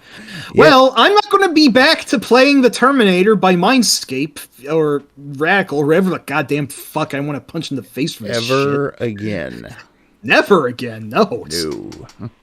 It But- is the worst. My God. What we will do is go on to the next game Thank you. Yes. and next movie. So, we're going to take a little detour this time into Spielberg territory. Yes. A little bit more levity after the dark, violent 80s action films we were talking about. Yep, now we're into a late 80s film noir mystery movie. If you mean, it is technically that, yes, but Featuring tunes. with a twist or two. Yep, it is. Oh, it's been a while since I've seen this one. I feel as if I'm almost overdue for a review. But Who Framed Roger Rabbit is just a bizarrely amazing, one of a kind delight of a movie that I don't think its magic could ever really be replicated. They tried to replicate it with Cool World, but the less said about that, the better. Failed. Ralph Bakshi fucking sucks, is what you'd say anyway. I like Bakshi more than you do, but I don't blame you for being burned by him. First movie I ever almost walked out of was Cool World. Yeah. First one I almost ever did was Star Trek Into Darkness, but that's neither here nor there. I just kind of slumped down in my seat and groaned. But, me too. But Roger Rabbit, though, that was a movie that only Spielberg could have pulled together. Yes. I mean, just getting Disney and Warner Brothers to cooperate with their characters alone. You would not fucking see that nowadays. No. And on top of that, bringing in all the other characters from the other stuff. Absolutely. What was the name of the baby? Baby Herbert, was it? Baby Herman. Herman. Gotcha. Yeah. It's been too long. Yeah. And yeah, Rex, we had to go ahead and, go back to something at least mildly entertaining after the, freaking derailed train that killed a whole bunch of hobos that was the Terminator. Yeah, definitely. And is it fair? You got a point about Rescue Rangers. I like that one. It was pretty good. Oh, you mean the one from a few years ago? Yeah, and I should see that. I actually heard it's very good. It definitely was very Roger Rabbit style, but of course, with Disney stuff. Well, I'm sure it's much better than Cool World at any rate. Aside from oddly bringing in MC Scat Cat. Wow, that's a reach. Holy shit. And Ugly Sonic. I know people lost their shit at Tim Robinson's Ugly Sonic. It was actually apparently pretty great. It was. I was surprised. But Roger Rabbit, though, it's like you had, your classic Disney characters, Warner Brothers characters, Walter Lantz Studios, Fleischer. Ooh. Oh, damn. Rex was not as much of a fan as Rescue Rangers. Yeah. Well. Yeah. Sorry, I interrupted. I never actually looked at it like that before, Rex. I can maybe see some people being offended just from what I heard, but I don't know. I'd like to be somebody to judge myself, so. Anyway, sorry. Roger Rabbit's still better either way. I mean, no, the film's just really magical. I mean, please, Eddie! I'm playing patty cake with acne. I don't even know how to. It's been too long since I've seen it. It has been too long. Yeah, no, I'm way off. And of course, you had your original characters, Baby Herman, Roger, Jessica. Remember, she's not bad. She's just drawn that way. Lots of fans of Jessica Rabbit then and now, for blatantly obvious reasons. Sharon, I wasn't talking about Roger Rabbit when I was talking about Sonic. I was talking about Rescue Rangers. I don't think Sonic was even alive when Roger Rabbit existed, so. He hadn't even been conceived yet. No, it would have been fun if they put Alex Kidd into this film, though, I'll say that. Well, in Roger Rabbit. Yeah. That wouldn't have worked because it took place in the 40s. That is another good point. Did you notice there were no Hanna-Barbera characters in there? That is another good point, yeah. In fact, I remember Mad Magazine actually... they're doing the whole lineup like they usually do with their parodies, right? And amongst all the cartoons, there's Fred Flintstone. Hey, how about us TV characters? How come we're not getting represented? It's like, because this is the 40s, Fred. You don't come along till at least 1960. Nice. But, yeah, I mean, the movie was worth it just to see scenes like Donald and Daffy Duck having a duel with pianos. Yep. Or Mickey and Bugs parachuting and talking to Eddie Valiant. Again, this is not the sort of thing you'd see nowadays. Nowadays would just be a bunch of fucking lawsuits. But, yeah, I do have to say, though, this might be missing a point a little, but for all the crazy toon, hilarious bullshit happening around, I do think it is actually Bob Hoskins and Christopher Lloyd who are my favorite parts of the film, because Oh yeah, Hoskins just especially totally Lloyd. Yes, Hoskins just totally sells Valiant as being legitimately bitter and just totally taking the hard-boiled Philip Marlowe like detective angle and just being constantly grumpy to everything around him, which is what makes his acceptance of the Toon World in the final act just so amazing to watch. Hang on, let me interject something here, Sharon. When we're talking about Rescue Rangers, we're not talking about the games. We're talking about the movie that came out on Disney Plus a couple of years ago. So that's why you haven't seen it, which is why you didn't know Sonic was in it. Yeah, yeah.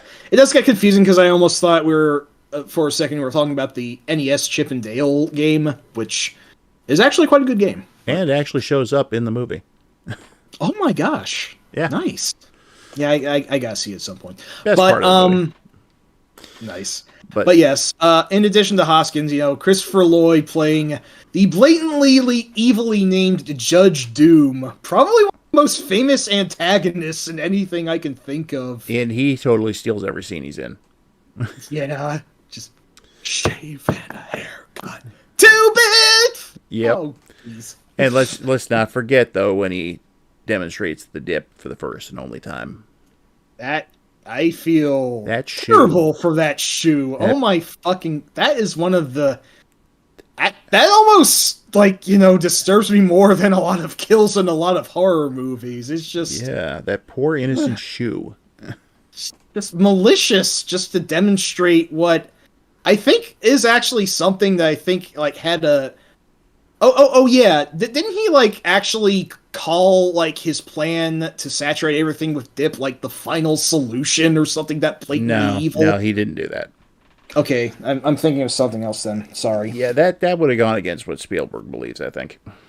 That is a good point. Yeah, I mean Schindler's List. So Yeah, but yeah.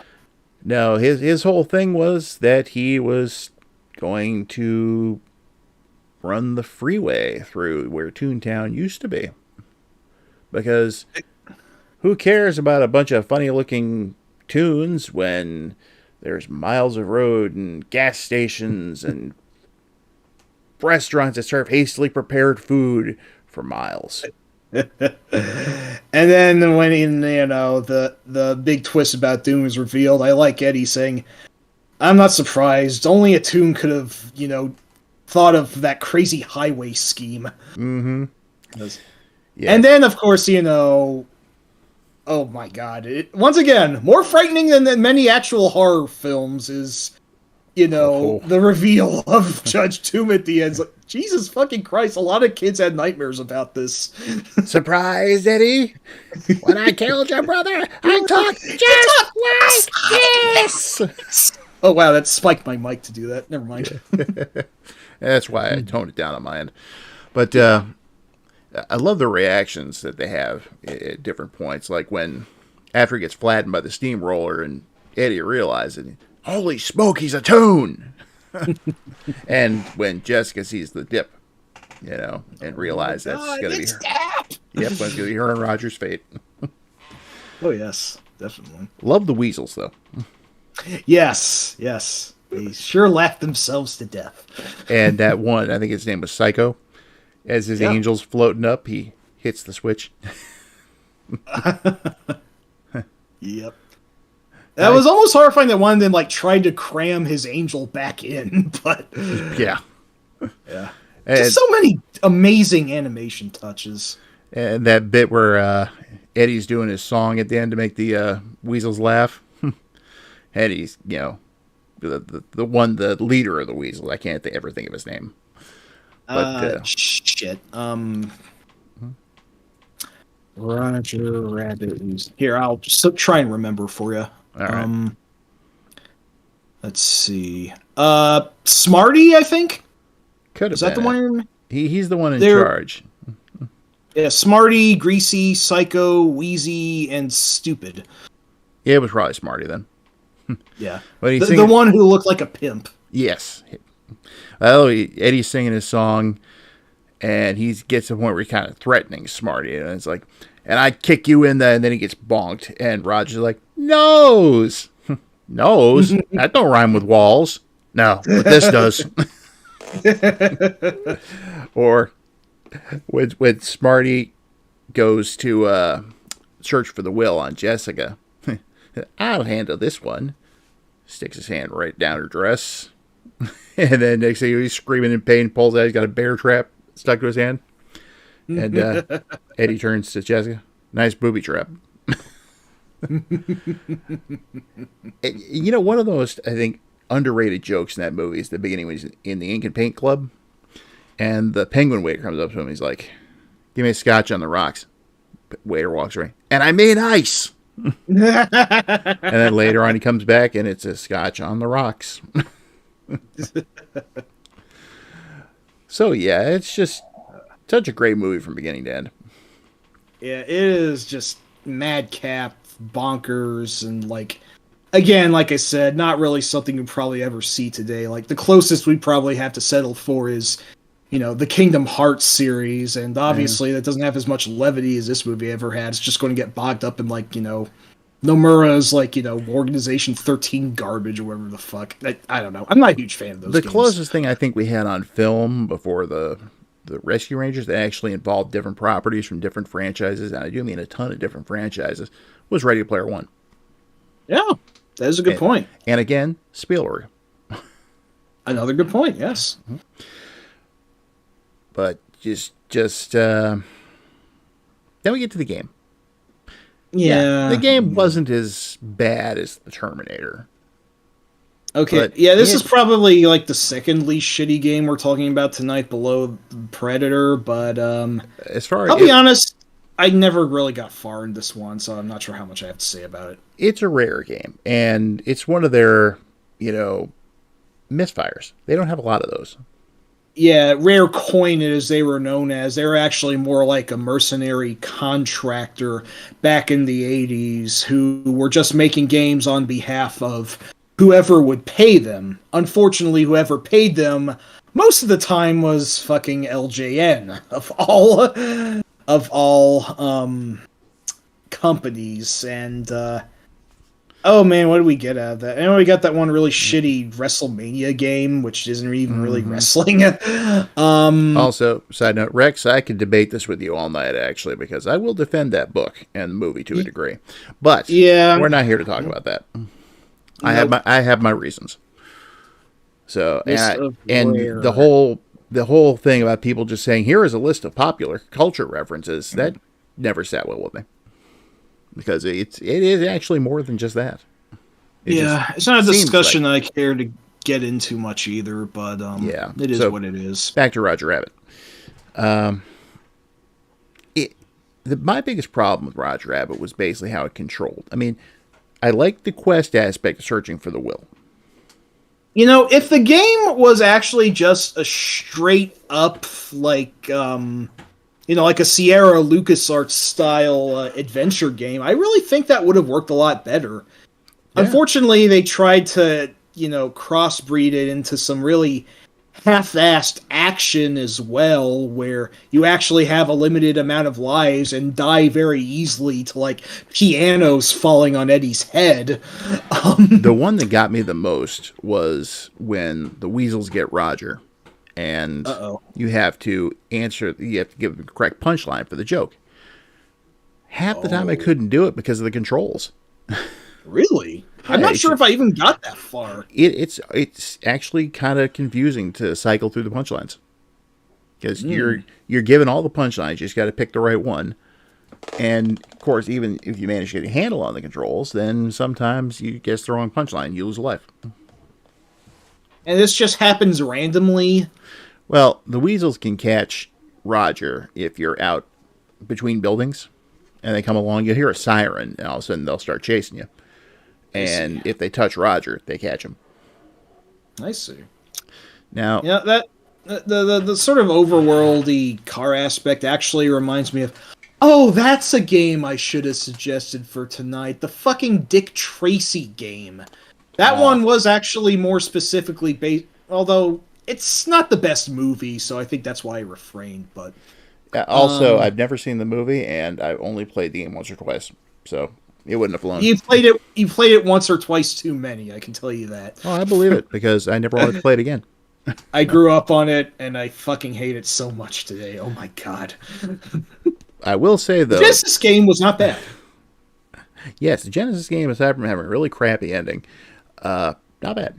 Yeah, yeah. And The it's too difficult, but I but I mostly just like it. love strafing dudes in the background with that Tommy gun. That was so cool. Yes, I'm surprised that felt like a very uniquely it sort of innovation. But anyway, back to Roger Rabbit and the NES. Most of this is just going around to buildings and just finding clues, I guess, about who killed Acme and whatnot. Well, But you basically have to find the will, not so much the clues as to who killed him, but the will. that's right. That's right. Yeah, no, that is germane to the film. At least I'll give it that. Yeah, Though most of that goes into just looking around at a lot of very identical looking buildings that I really don't even know where to begin on this one. Is this something where I should have read the manual to get a good idea of where to start? probably. Maybe, yeah. There is one part of the game I absolutely love, though. What's that? It's when you get Benny. Oh, what happens there? Well, you find Benny the cab. You can get inside of him and ride him around. If the weasels are on foot, you can run them over. Oh, that's pretty great. They will chase you in their police car. But and it is entirely possible to get caught at that point. But if you're good and you really have a handle on the map, you can outrun them. And this is also what takes you to like the outskirts of the city where you have to find a piece of the will in a cave. And if you get far enough, it also takes you to Toontown. I think you have to blow up a wall in order to get into Toontown. But you go through the Toontown / Back to the Future Part 2 tunnel. Oh yeah, that's right. So but it just, they did wrong by trying to make it an action game. Like you said, if it had been like a LucasArts adventure, like a Maniac Mansion or something along those lines, it probably would have been a lot better. Yeah, if it just remained, like pure adventure, maybe with some like death states, as was the style at the time, maybe that would be acceptable. But like, having all these bullshit animals just running around and chipping away at your apparent life bar, because why you have one of those, I don't know. I don't know. It's just a very clumsy merging of genres that I really don't think needed to happen. Funny enough, though, the concept of an adventure game with some action in it was actually done better a couple years later with the game Nightshade. Yeah. Which is where Beam Software started to have their redemption arc. Mm-hmm. We'll get to them later. Nightshade, yeah. Yeah. But I will say one fun thing about it, though, is how you can just wind up a punch and just beat the crap out of people walking by. And not get penalized for it. Like, Yeah. I mean, Eddie's a private detective. He's not necessarily like he will get arrested if he does that, right? At least he should. I don't think know. he does. I think you have to do that to interrogate people sometimes to get more clues. Like That's crazy. where the will is. Hey, where's your brother? He seems like a sensitive and sober fellow. Although it is kind of tedious, and this is probably one of those like selling points for whatever like second or third party turbo controllers there were, is that to charge up Eddie's punches, you actually need to tap the B button multiple times, and this causes him to like control awkwardly as he just kind of hops around charging up his punch before you release it. It's pretty fucking clumsy, and weird. I don't know why you can't just hold the B button, because that seems like the normal thing to do, but apparently this game was made by stupid wizards who just like to dick around. I don't know. Well, all in all, it's a game I'll still fire from time to time just to drive around Benny. Yeah, that's good at least. It's more than I could say for, Terminator. Yeah. Yes, I'm going to harp on that one till the end of the stream. Yeah, please do. It deserves it. Yeah, I will say this game feels like it had potential if it wasn't such a slapdash license title, and It just I seemed don't more want to. experimental than anything else. Yeah, that is a good point. It really does feel like it had potential. It had some bricks laid down for what could have been a pretty solid foundation.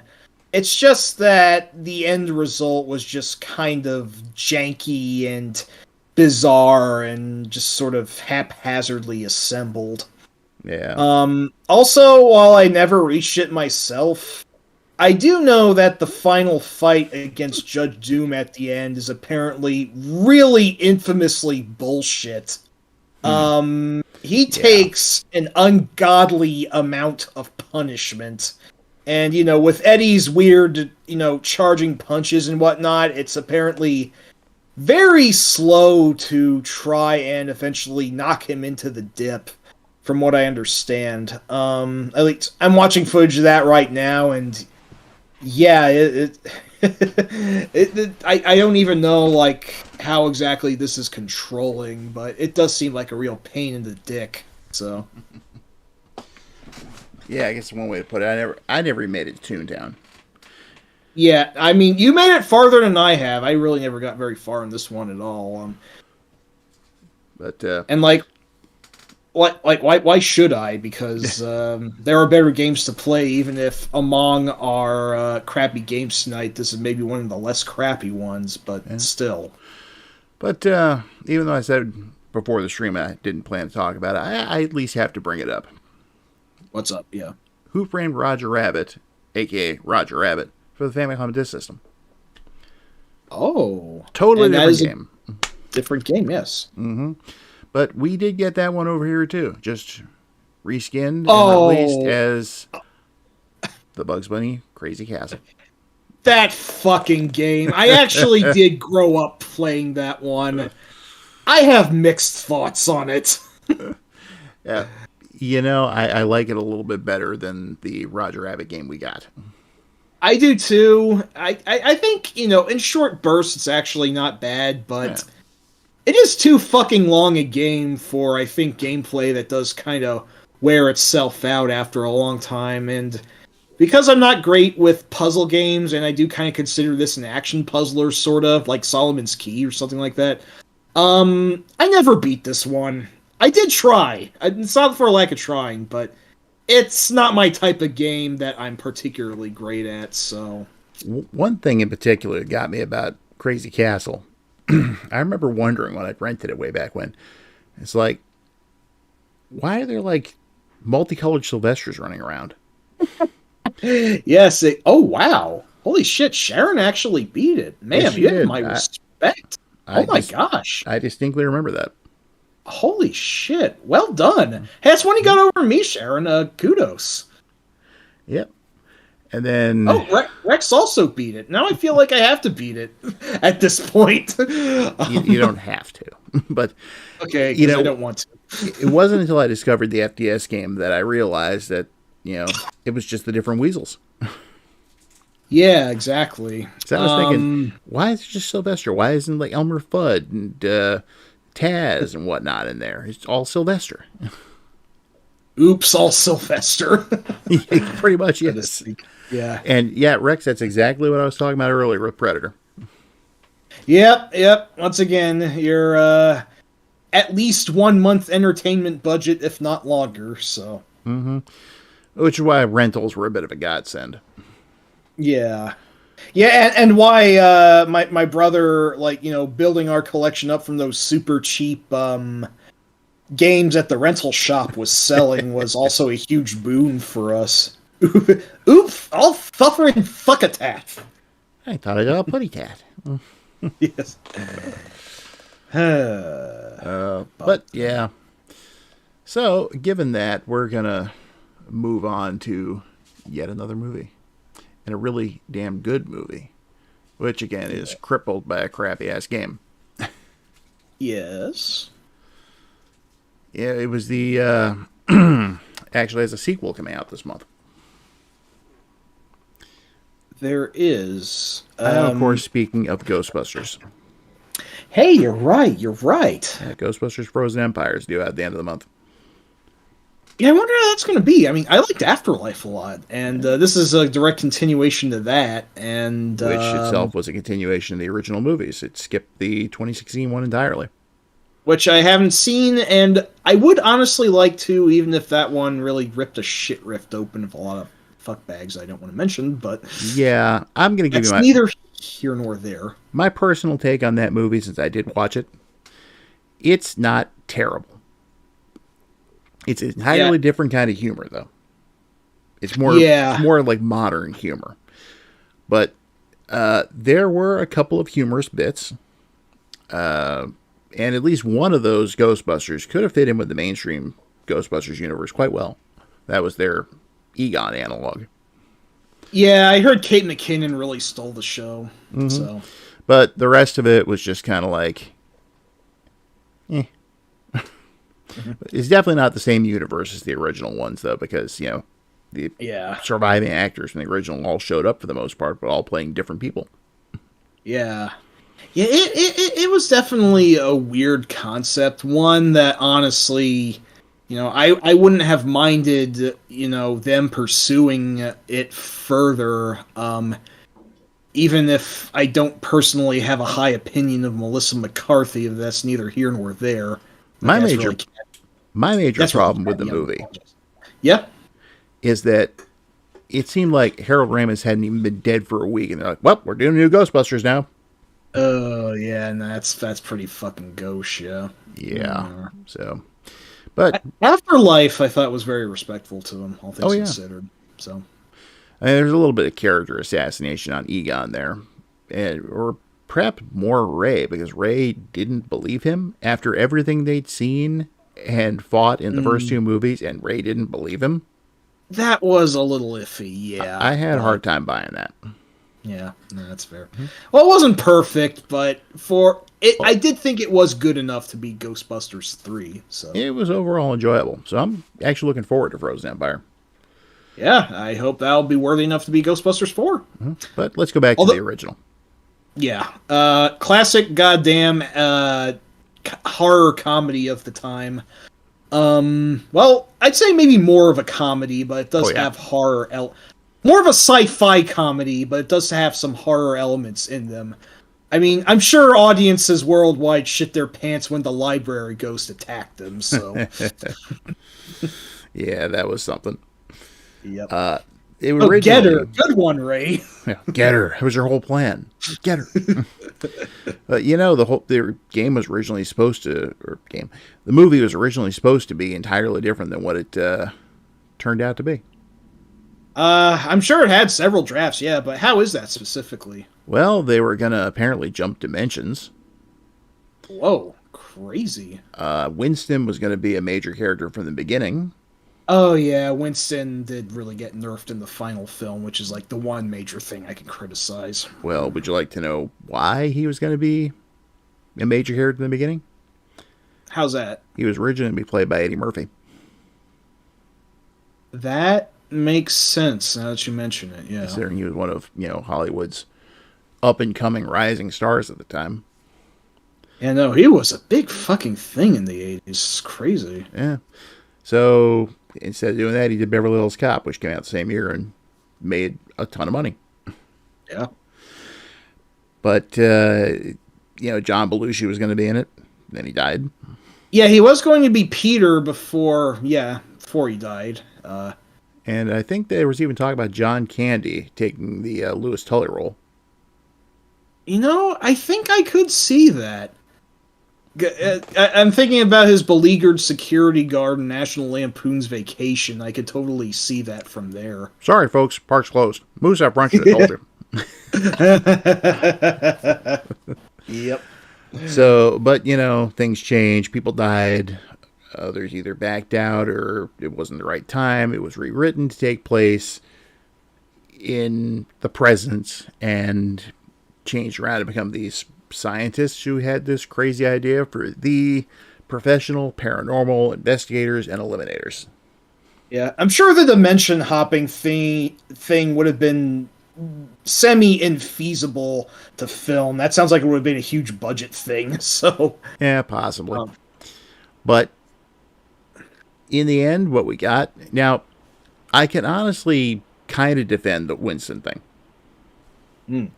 Well, think about it. He was the everyman of the movie.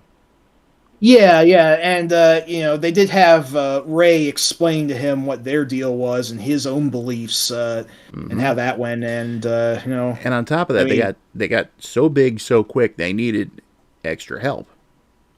So yes, it worked better as a 4-man team instead of, say, a 5-man team. yes, exactly. I mean, So I guess Janine was kind of the fifth man in a way, but yeah, apparently even more so now that we're dealing with Frozen Empire. yeah, yes. Oh, yeah. No, I'm hyped for that. Yes. But it just was like once they get him on board, the team was complete. And when he did show up in scenes, which was pretty consistently throughout the rest of the movie, he had some great lines. I seen shit that would turn you white. Yep. You're going to tell me that some moldy Babylonian god is going to drop in on Central Park West and start tearing up the city?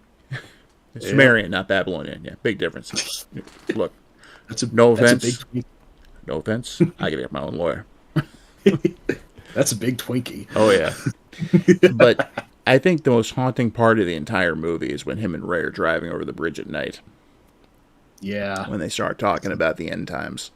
You think that the apocalypse might actually be here, and it's like, yeah, no, that almost feels like when the film takes more of a genuine shift to horror. It's like, the darkness is looming on the precipice, and then it all goes to shit because Walter Peck's a fucking asshole. Yeah. But I just love how they exchange that when they're talking about, revelations in the end times and all that. And, and Ray is like, every ancient religion has its own myth about the end of the world. Myth? Ray, has it occurred to you that the reason we've been so busy lately is because the dead have been rising from the grave? Yeah. And you can see how much that unnerves Ray. He's just like, how about some music? Always the pluckiest of the four. When he's not feeling great, that's never a good sign. Ray Stan's the heart of the Ghostbusters. Exactly. Mm-hmm. Yeah, he's the heart, Egon's the brains, Winston's the muscle, Peter's the snark. He's the snark master. Exactly. I don't know if that was like the biggest breakthrough role for Bill Murray back in the day. There had to be another one prior to that. Well, there were Stripes. Exactly, right. I think that was like his major platform. Him and Ramis, actually. Yeah. So Peter is the Peter. Great way of putting it, Rex. Hey, but at least, unlike, somebody else in the movie who, what the hell, I'll just do the quote. Is this true? Yes, it's true. This man has no dick. Yep, exactly. Classic goddamn line. I think had to be edited on different ways on TV viewings, but it was what it was. Well, yeah, they had to edit that. You forget, Peter, I was president of undersea unexplained mass sponge migration. Oh, Ray, the sponges migrated about 1.5 feet. I can quote the original movie almost start to finish, so...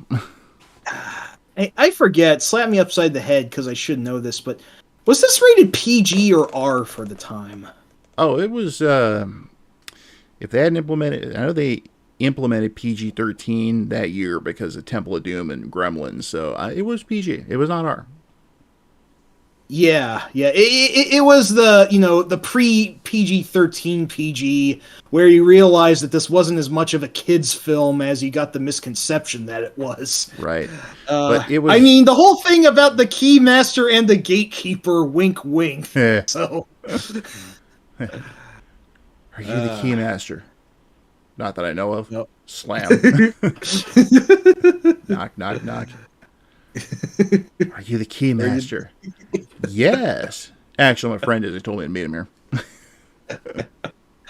Sharon, we did touch upon the 2016 one briefly. I never saw it.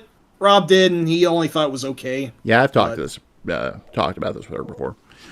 Yeah. So. But the original one is just timeless, and there's so much I love about it. Like, if I only had any criticism, I would have liked to have seen a little more actual ghost busting between Slimer and Gozer, but that's just a minor peck, and I'm sure that, that was also a budgetary concern, so it's fine. There's also one thing that kind of bugs me. What's that? And this only came up in the last few years, about when Dana's possessed and, Peter knocks her out with Thorazine. Well, people are automatically jumping, these to like the whole, what's he doing bringing Thorazine to a date? How do we know she didn't have it there? Yeah. It's a sedative. So maybe she had it for some unexplained reason, but people just like to jump to conclusions. So yeah, I do remember at least reading one critic who hadn't saw the film before and saw it recently said that he loved a lot about the film except for Peter. He honestly thought that his behavior was honestly kind of ghoulish, which I never really got that impression. I just thought that he was just a kind of a dumb asshole, but I thought that, he did have his limits and he knew when to reel it back. But maybe that was more ambiguous in the first film. I will say the sequel, I felt, did make Peter generally more likable. Well, consider this too, especially regarding the whole Thorazine thing. When Dana came on to him as Zool, she's all like, do you want this body? Is that a trick question? Is that a trick question? that is a great line, though. Yeah. She's like, take me now, sub creature. and she's, jumping on top of him. And he pushes her off. And he's like, I'm making a rule never get involved with possessed people. Actually, more guideline than a rule, but he doesn't take advantage of the situation. Yeah, I get the feeling Peter doesn't have many standards, but he's not completely bankrupt of them, so... Well, we at least knew he liked to use testing for ESP ability to get dates. That is how he's introduced. That scene might not hold up as well nowadays, but... But it gave us such a great turnaround at the end of Afterlife. It did, didn't it? Shit, you're right. Dana zapped the crap out of him. I almost forgot about that. That was great. So anyway, slightly dubious behavior, Peter notwithstanding, I still love the film. I think that, yes, exactly. I think that everyone was cast so perfectly, and, Ramis, R.I.P., he's actually a pretty damn good actor, in addition to being a great director. I'm not gonna lie, Gozer kind of scared the shit out of me as a kid, just this weird, crystalline, weird-eyed woman who looked like an evil Patrick Nagel painting. That's nimble little Ming Sinji. Yes, exactly. And of course, the Stay Puft Marshmallow Man, brilliant climax. Yes. Actually, really cool looking with this. Like, I don't know how much work it took to scale it with the things it was crushing, but whatever effects budget they had was pretty amazing. So. Yeah. Just a heads up, I think I just heard some thunder outside. Dip. Wow. So, if for some reason the stream drops out, you guys know why. Well, hopefully it's not like when mine shit the bed, but as much as I do like, as much as the first film is immortal, I will go to bat for Ghostbusters 2, even if, a lot of people, have the, it's too similar to the first argument against it. And it's like, is that necessarily a bad thing? Yeah. See, I went and saw that in theaters when it came out.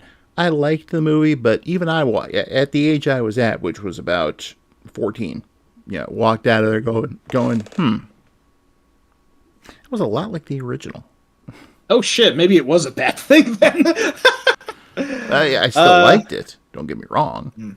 But it seemed like, and it was a retread in a way. Basically, they of course had the whole let's get the band back together. New villain with the same goals. Take over the world. But it definitely had its moments that I really appreciate. Yeah, some doc supervisor, Pier 34, guy's going nuts. Yeah, what is it? He says the Titanic just arrived. Better late than never. Yeah, exactly. Oh, and of course that was Cheech Marin in that scene. Yeah, Well, amazingly, early than ever. he just had Cheech Marin in there for no fucking reason. But hey, why not? But that, and there's one part of that movie which I genuinely loved. The Would that be the Statue of Liberty being piloted by an NES Advantage? oh, that was great, but no. Okay. Oh well, what it is, but yes. Which bit in particular then? When Ray and Egon and Winston go down into the old abandoned train Oh, tracks. that part was actually fucking horrifying. Oh my god. Exactly. Hey, hey, oh, oh, oh, Winston. I think Yeah, we and need then to go back and get our packs. it's like the fucking severed heads reminded me a lot of Oh, that one bit from Raiders of the Lost Ark where Marion fell into the corpse pit. the severed heads, that was great. And then the train comes along. It, what was the number in that train? I don't know. Sorry, I missed I it. missed it. Yeah. Yeah. But anyway, turning to the subject of the NES game for Ghostbusters. Not to say that Ghostbusters 2 was any good. If anything, it may have actually been a little worse. But the NES Ghostbusters, hard. It is. This one is legendarily terrible, actually. I think maybe due in part to it being an early episode that the Angry Video Game Nerd covered back in his halcyon days, and I mean, even before that, though, I believe that my brother had rented this, and we had no fucking idea what we were doing, and as Rex said earlier in the stream, if you were having a good time and started playing it, you would cease to have a good time. yes, no, it is for the most part an absolute mood sapper. It's just like even once you know what you're doing, it is head thunkingly redundant. And we can thank Japan's Bits Laboratory for that. What else did these guys do? I Oh. want to know. All I know, though, is it was actually an adaptation of an earlier game. Yeah, what wasn't it like on the computer originally or Commodore something like 64, and it was by David Crane originally. Oh, so this game has a connection to Absolute Entertainment. Fantastic. I'm thinking more classic Activision here, but because there was no Absolute when it came out. Yeah, no, that's a good point. But My bad. I liked the 2600 port. It was simplified, but it worked. The Yeah, Master at least. System port was redone by Compile. The Master System version of this game is actually very fucking good. Yeah.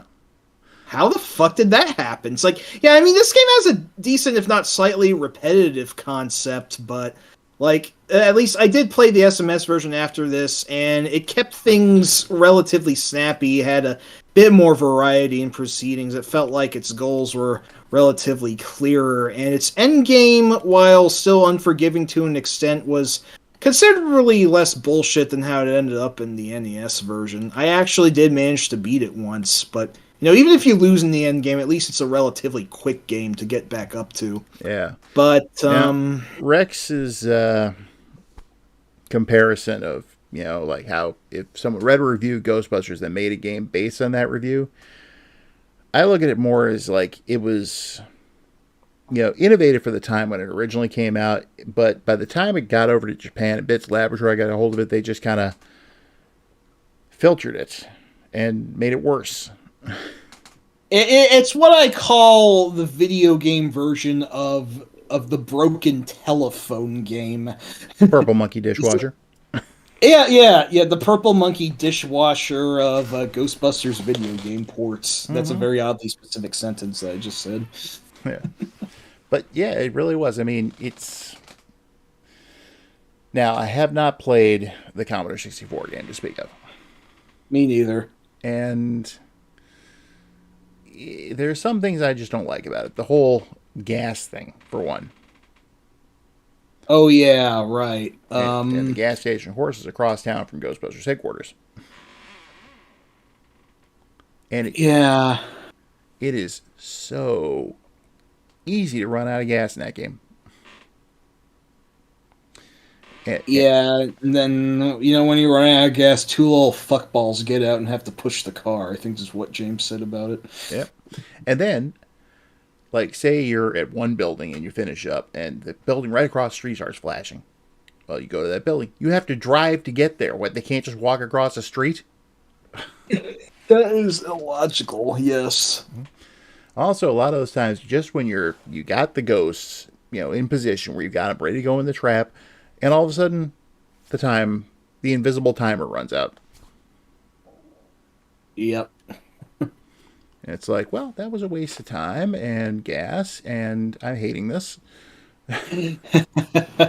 Zafiro and Rex affirm that there's actually even this hack that has rebalanced and redone the NES game, but nonetheless, it was still kind of inherently repetitive, so... Yeah, part of that may be from being what it is.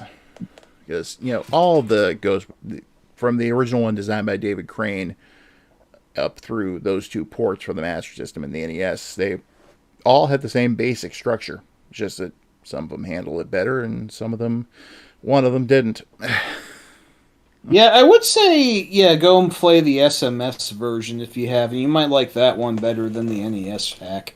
Although I can't say it'll help the music too much because it also persistently plays the Ghostbusters theme. And no, Sharon, I wasn't aware that there was a Switch game based on Ghostbusters. I don't imagine it's very good if I had to presumptively guess, but... Yeah, the last Ghostbusters game I played was the one for the 360. Yeah, the 2009 game, which was almost kind of being considered Ghostbusters 3 before Afterlife came out. That one's actually pretty damn good. It was the first game to genuinely make me feel like a Ghostbuster. Yeah, exactly. It actually fucking pulled it off. It just, yeah, it is good. But, even if you managed in the NES game to get through all of the, business building and, capturing ghosts, and eventually you have to go into Dana's building. And then comes the most absolute bullshit part of the entire game. The stairs of fuck you. Pretty much. I mean, it's like the film made it a point how, tedious and semi-anticlimactic it was to climb the stairs as it was. So, I don't know. I'm going to throw up. So yeah, that you have to do that in the game is no bueno, especially if the ghost's trying to knock you down, and you only get knocked down 3 times, you fucking die, and you have to start the entire game over. Which, yeah. But the most amusing part of that is you actually managed to finish the game. The absolute English ending. You have proofed the justice of our culture. Yeah, actually, let here. I have the entire text here. Please do. Congratulations! You have completed a great game, bullshit, and proved the justice of our culture. Prooved. Now go and rest, our heroes. And that's almost as bad as Ghosts and Goblins NES port.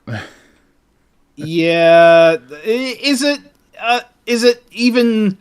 Is it at least better than Karnov NES's ending? That's debatable. And you know how much I hate that ending. Yeah. I mean, this one's terrible, but at least it kind of makes me laugh at least, so I don't know. I don't see what the big deal is. This guy's a sailor, he's in New York. This guy won't have any problem. That would have been a better ending. Yeah. But, yeah, it's just... I'd almost rather have congratulations at the end. I mean, this game's not really worth beating on the NES as it is. No. Like I said, I'm not sure if those who have been burned by the NES version would like the SMS version more, because it is still inherently the game it is, and it is a bit of an acquired taste, but... Which applies to all the earlier ones, too. Yeah, exactly. But it is just so much mechanically more snappy and engaging, I think. So, yeah, definitely give that one a try someday. Yep. Funny story. I remember when way back when I'd gotten a copy of New Ghostbusters 2 for the Famicom, which Yeah. is fantastic. I believe Rex mentioned Yes. that once in the chat already. That is the fucking Ghostbusters game we should have gotten from Jump on the NES. You said it. But And we didn't even get it in the West, which is double insulting. no, we got a version on the Game Boy. That was it. Oh, that one wasn't bad at least. That one was good. Oh, yeah. So, It was basically the same game, just smaller with a couple of changes. yeah, some alterations, but yeah, no, I actually didn't know that port existed for a while, but yeah. Well, here's the thing. The seller included a bonus. Yeah. The original Ghostbusters. For the Well, Famicom. you call that a bonus? Well, I didn't pay any money for it. It's more like a bogus, if you ask me. I'm sorry. Whoa. Terrible fucking pun, but Yes. I'll just glad hand myself on that one. Oh, but yeah, I was like, well, it's a free game, so sure, I guess. Yeah, well, I mean, I would have personally preferred to have gotten $2 with the game, Yeah. but I guess zero's gonna have to do. Just tell you what, you keep Ghostbusters, just knock a couple bucks off the price of the Ghostbusters 2 for me. Yeah, yes, Yeah. exactly. But before we get out of discussing Ghostbusters completely, just a quick fuck you to the Ghostbusters 2 for NES. Oh yeah, that was fucking goddamn Imagineering. Those I actually hate that game a little more than Ghostbusters. amazing. It is really shit. Yes. Uh-huh. You know, bad game. But go on. if I was old enough back then, I would have walked down to Glen Rock, New Jersey myself and kicked them all in the balls. Well, I remember renting it when it came out, and I was glad I did. Yeah, no, the upside of being able to try games before you could buy them absolutely proved its salt there for that instance. So I never got very far in it. I may have gotten past the first, walking and avoid slime scene maybe once or twice, but I don't think I ever beat the driving part afterward. No, it's just not worth it. It really is not, no. The whole renting thing does give us a nice segue into our last game for the night.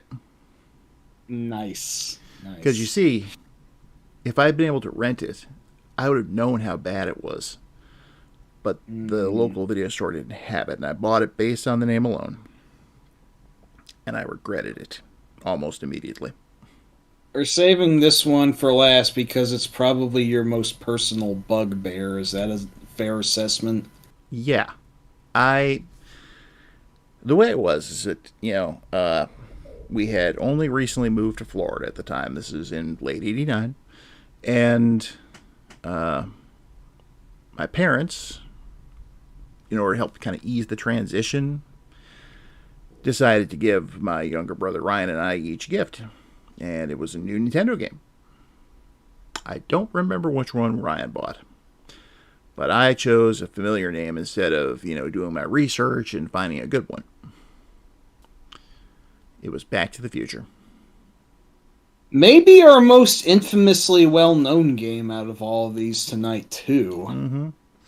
And I just remember taking it home, playing it, and an hour later, my brother's happily playing his new game, and I'm just staring at the box to Back to the Future in utter disgust. My memory's shit. What game did Ryan get, if you remember? I actually am not entirely sure. It could have been one of two games. Oh, which ones? Could have either been The Adventures of Dino Ricky. Not my favorite, but definitely better than Back to the Future. Could have been King's Knight. Oh, that one is actually kind of like Dino Ricky, but I'd say arguably better. So, Or it could have been Monster Party. oh man, that would have been amazing compared to fucking Back to the Future. It's funny. He is the one that picked it up because he liked how it looked originally. I ended up becoming the bigger fan. That's pretty rad. But as we've been doing throughout the entire stream, let's go ahead and discuss the movie first. Please do. What do I even say about this one? It's a fucking classic. It's my third favorite movie of all time.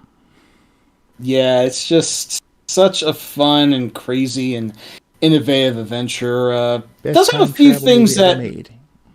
yes, does have maybe a couple elements that are kind of weird to dwell on if you think about them too much. But obviously, I don't think they're putting as much thought into them as I was, so I don't want to whinge on it too much. Well, just the whole thing of, well, first of all, the DeLorean. That was known up until the movie came out as the drug car. Oh, really? Mm-hmm. Was that like something that gang members frequently drove back then? Yeah, they packed drugs into it. Hmm, crazy. As I understand it, I think his name was John DeLorean. Yeah. He actually personally contacted Robert Zemeckis and Bob Gale after the movie was released and became a huge hit, and thanked them for redeeming his name. Uh, nice. I would be so honored as well, especially if what I had done was appropriated by drug pushers as a symbol of their wares. So yeah, that's cool. I have probably a good 10 or 12 Hot Wheels DeLoreans sitting on top of my movie shelf right now. It's my favorite thing about it. Aw. And Aw. yes, Sharon, I know he'd gotten all three of them at one point. I just can't remember which one he got that day. Yeah. I definitely would have picked Monster Party over this. Just like I know Monster Party's an imperfect game, but it's just such a charming one, and But before, it's technically kind of a movie game in a way. well, if we got the original version from Japan, if Japan had gotten the original version like they were supposed to. Exactly. But let's not talk about that. Let's go back to the movie. Yeah, please do. That is, starts off like your typical 80s teen movie and then just takes this abrupt left turn into suddenly we have this crazy scientist who's built a time machine. And, I remember reading about that, Rex. But I know the DeLorean became famous as the drug car. Oh, that's crazy. But it's like, and then it's like you have the time traveler is literally like forced into the experiment by the attack of the Libyans.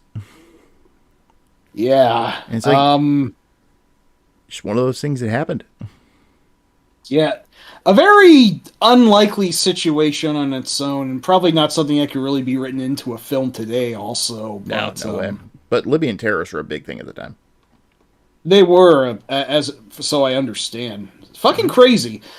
Like, the film almost seemed like also a little bit of a satire of the Reagan era in a way, despite the fact that's not where most of the film took place. Maybe I'm looking too much into that, I don't know.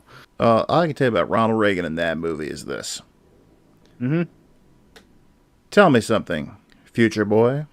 Who's president of the United States in 1985? Ronald Reagan. Ronald Reagan, the actor? Now, funny thing about that was when they aired the movie at the White House, when that part happened, Reagan apparently stood up and said, back that up. Also, after his terms were finished, they were actually going to get him to play the mayor of Hill Valley in part 3. That would have been fucking crazy. But it didn't happen for whatever reason. Yeah, no. I mean, yeah, no. Sharon Rex is talking about cars because I was talking about what the DeLorean was known for at the time. And it was not Back to the Future. Who's vice president? Jerry Lewis? I suppose Jane Wyman is the first lady. And Jack Benny is the secretary of the Treasury. Yeah. Christopher Lloyd he didn't want to do the role originally. Oh, 2 movies with Christopher Lloyd, and probably his most famous roles too. And hey, what can we say? Both produced by Spielberg and both directed by Robert Zemeckis. Exactly. Mm-hmm. I mean, that's probably why he was chosen for the other. Come to think of it, but and Lloyd didn't even want to do the movie originally. That's right. I think his wife talked him into it. And he read the script. He said by the time he was done, he was ready to put on the wig and hop into the DeLorean. Oh, that's great. Did they have another actor in place before Lloyd? Because I know before they settled on Michael J. Fox, like Eric Stoltz was going to be Marty McFly, and then he backed out for whatever reason. I don't remember what the story on that was. That's a little complicated. But first, Zafiro, I agree with you completely. Yeah, that's why I'm glad they didn't go through with that. Like, my guess was that he was already, out of the office, and a lot of people hated him by then. Although I guess a Republican won at that time, too, so it's neither here nor there. Never mind. Sharon, please hold all questions until the end of the stream. Which is close, to be fair. Yes. But there's a whole story behind the making of that movie. Obviously, as most movies have a huge story behind it. But not to go too much into the details, Eric Stoltz was originally cast as Marty. We all know this. Yeah. Stoltz is a method actor. And it became apparent after the first week or so of filming that he and Christopher Lloyd did not have the kind of comedic chemistry they needed. Here's the thing. Zemeckis and Gale wanted Michael J. Fox originally. Oh, okay. Problem is, he wanted to do the movie, but he was tied up with family ties. He was family tied up. Exactly. Yeah, you deserved that. But yeah, he was stuck doing family ties. He couldn't get Abbott to do the movie. So when Stoltz had to be recast, apparently his schedule had freed up a bit. So he was able to do it. But he actually had to shoot the final few episodes of the season. So I think there was like 10 left or something like that. So what he would do is he would get up at 6 a.m., work all day on Family Ties, get an hour or two of sleep, then work all night on Back to the Future. Oh, that's fucking crazy. Yes. Wow. And yeah, and that just repeated until Family Ties was done and he could focus all his energy on Back to the Future. But man, burn the candle at both ends. Yeah. Damn near killed himself doing it. Crazy. But it, the chemistry between the two of them was exactly what Zemeckis and Gale were looking for. It's immortal. They're so great together. It's just, they're great individually, but just like they really do feel like good longtime friends, and like just the impression that like we don't know how Marty struck up an intergenerational friendship with Doc Brown. The film doesn't question it; it just presents it as is, and it's already immediately heartwarming and great and hilarious, and I appreciate that. Oh, and you better not hook up to the amplifier. There's a slight possibility of overload. Yeah, I'll keep that in mind. Yeah. Now, I've seen various criticisms leveled against the movie over the years. One of which is that basically it's been said that Marty was the one who gave Chuck Berry the idea for rock and roll. But think about it, though. He was, whatever he heard very distantly on a phone line. Yeah. And what he heard was basically heavy metal at that point. Because it was right. Yeah. It was right after Marvin called Chuck that Marty started going off. Exactly. I'm willing to write this thing off as something that really was not done as bad faith to start. Like, no. It was very clear they were, Marty was influenced by Chuck Berry to do this part, which is why he wanted to play it for the kids there. Yeah, the film made Marvin and his gang out to be total badasses, so, I wouldn't see why they'd be, marginalized after the fact. Look at the part when Biff's gang dumps Marty into their trunk. Yep. What the hell you doing in my car? Yep. Yeah, and when he gets that insult thrown at him and the rest of the guys get out. Your wood, yep. I don't want to mess with no reefer addict, okay? Get on home to your mamas. Love that part. Yeah. Oh, but, it was And that movie is a great example of, set it up, pay it off. It's like, Exactly. even right from the very beginning of the movie, just the littlest details, if you're not paying attention to, they don't get you until later. Like, when the movie opens and it fades into Doc's lab and everything Mm-hmm. starts turning on with this Rube Goldberg device. Yep. When the television report comes on, they're talking about a case of missing plutonium. Nice touch. Nice touch. And sure enough, when Marty comes in, he puts his skateboard down and, bumps it. And what does it do?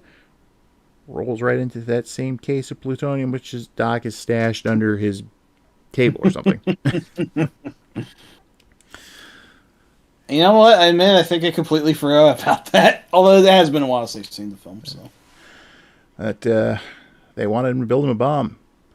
So he took their plutonium and gave them a crappy bomb casing full of used pinball machine parts. That was an oddly specific thing to mention. It's funny, though. Yeah, oh yes, definitely. And, it definitely emphasized the whole, how, even one change could affect the timeline. I wish I hadn't killed that fish. There's our Simpsons reference for tonight. Yep. But, it's not even that, the timeline itself was changed. As Doc explained in part 2, it skewed into a different tangent.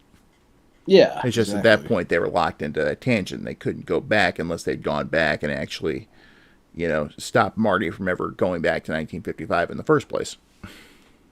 Yeah, exactly. Now, I think, again, a thing with modern audiences is that there are some people are weirded out by the whole Marty's mom has a crush on him thing. But it's like... Oh, there's some behind-the-scenes info about that, too. Oh, what's up?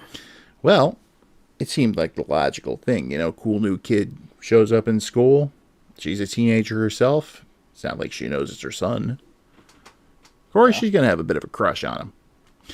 Yeah. And they shopped it around, and most of the studios at the time were looking for something a little more raunchy. Really? Yeah. And they said that they'd be better off taking that movie to Disney. So they did. What? And Disney passed on it. Oops. They said that they liked the movie, but they felt that the whole mother falling in love with her son thing was a little too risque for their family-friendly banner. So they put the movie on hold for a while. Because, after all, the last movie that Zemeckis had directed before they started pitching Back to the Future was a Spielberg movie called Used Cars. That was the one with Kurt Russell, right? I think so. I never saw it, but apparently I haven't either. That was from the era where Spielberg was not making hit after hit after hit. It's like, so there was Jaws, there was Close Encounters, and then all of a sudden you had stuff like 1941 and Used Cars. Oh, yeah. So, and I like 1941 for what it is, but never saw Used Cars. So, that's fair.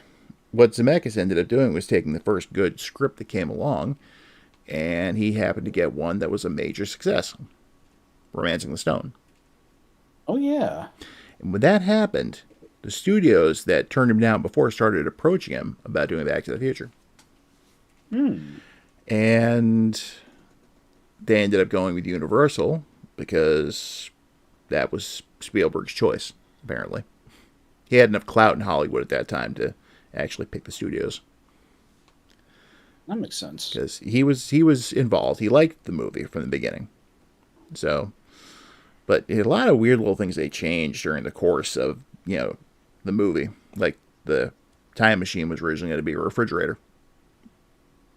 That felt like it would have been infringing more on Doctor Who's territory. It also may have resulted in kids locking themselves in refrigerators.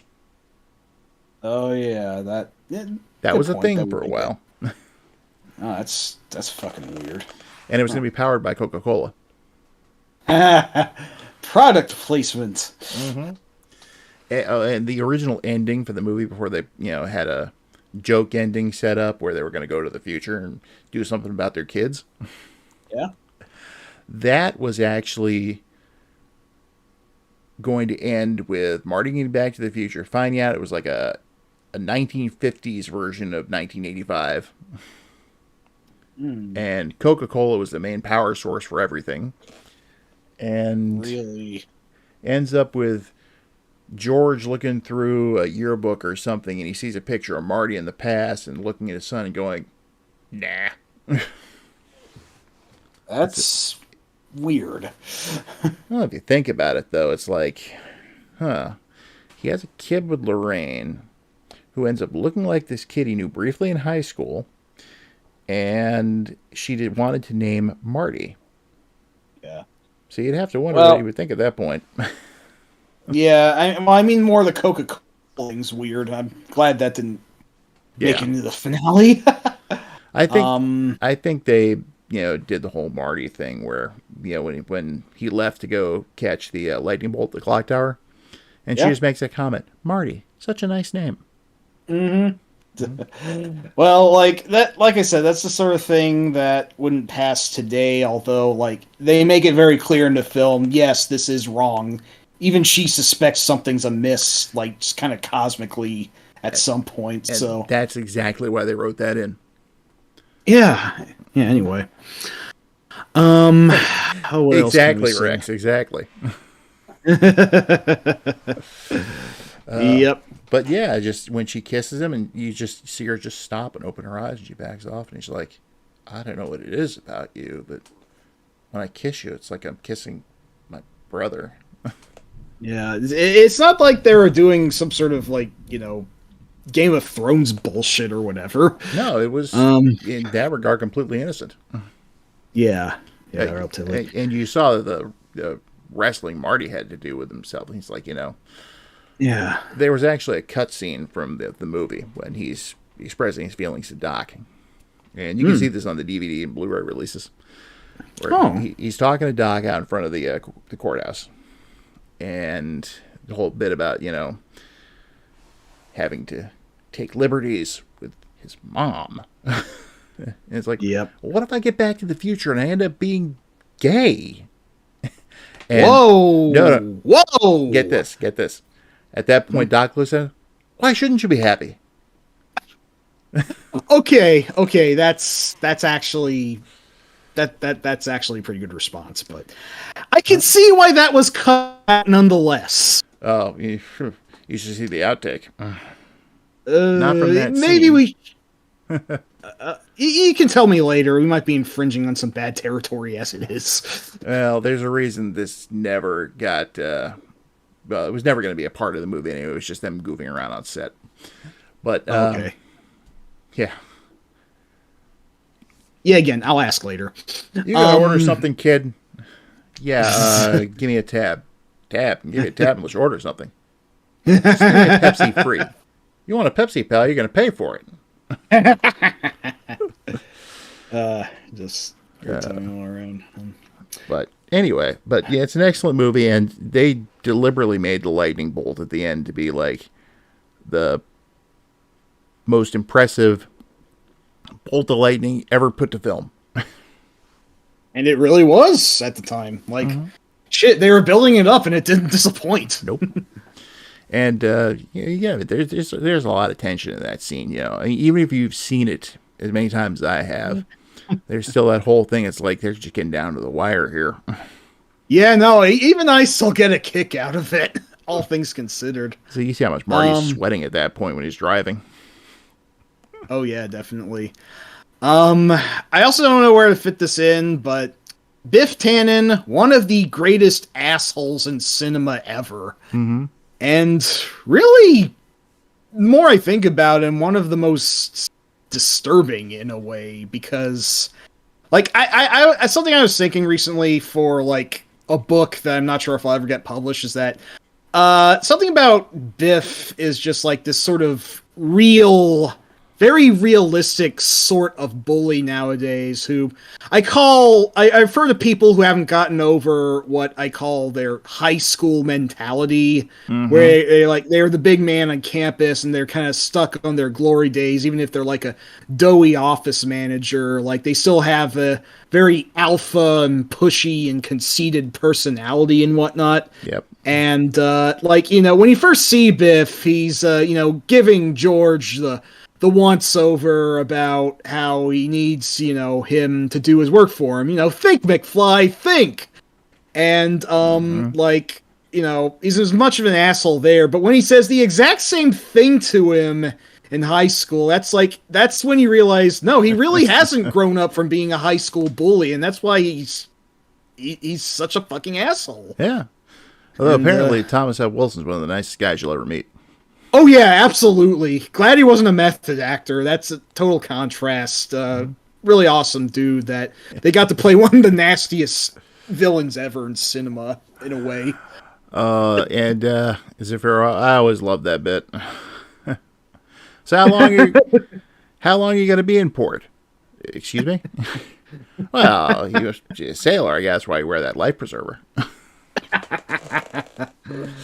80s fashion deserved a little egging. I'll give it that. That and a couple of interesting things I wanted to point out, because I watched it way back when with someone who lived through the 50s. That'd be my father. Oh, nice. He had a few comments. Then what do you say? Well, for one thing, when Marty's originally going through Hill Valley and he sees the price of gasoline is like 17 cents a gallon, at that point he just kind of went, huh, yeah, that'd be nice. Even back then, goddamn. And then the scene where, they're sitting down to dinner at Lorraine's when he gets to meet his uncles, and he asks where Riverside Drive is. It's the other end of town, block past Maple, east end of town. Block past Maple. Wait, that's John F. Kennedy Drive. Who the hell is John F. Kennedy? My father, missing a beat, goes, he's a senator from Massachusetts. Yeah, no, he would have been. He wouldn't have been the president, but he was a presence in 1955. So he was a war hero for one thing.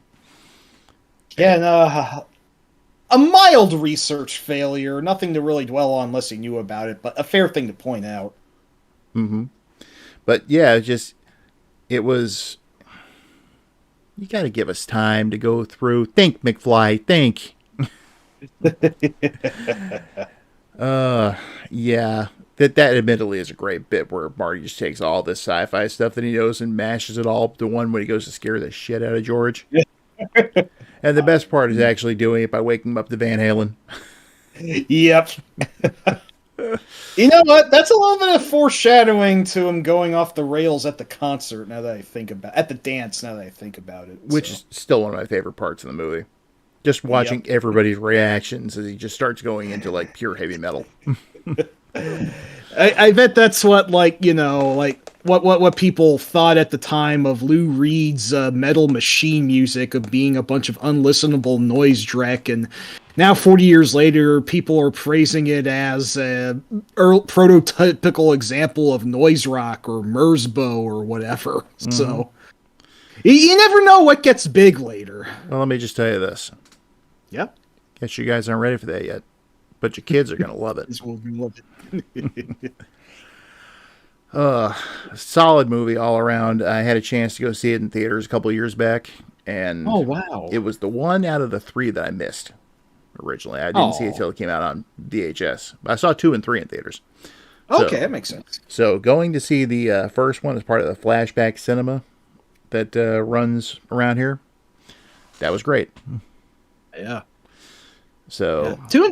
2 and 3 also very good movies, even they didn't necessarily need to exist, but I do like them a lot still. Well, so. You can kind of blame Zemeckis and Gale for that because the idea of the first movie ending the way it did was a joke.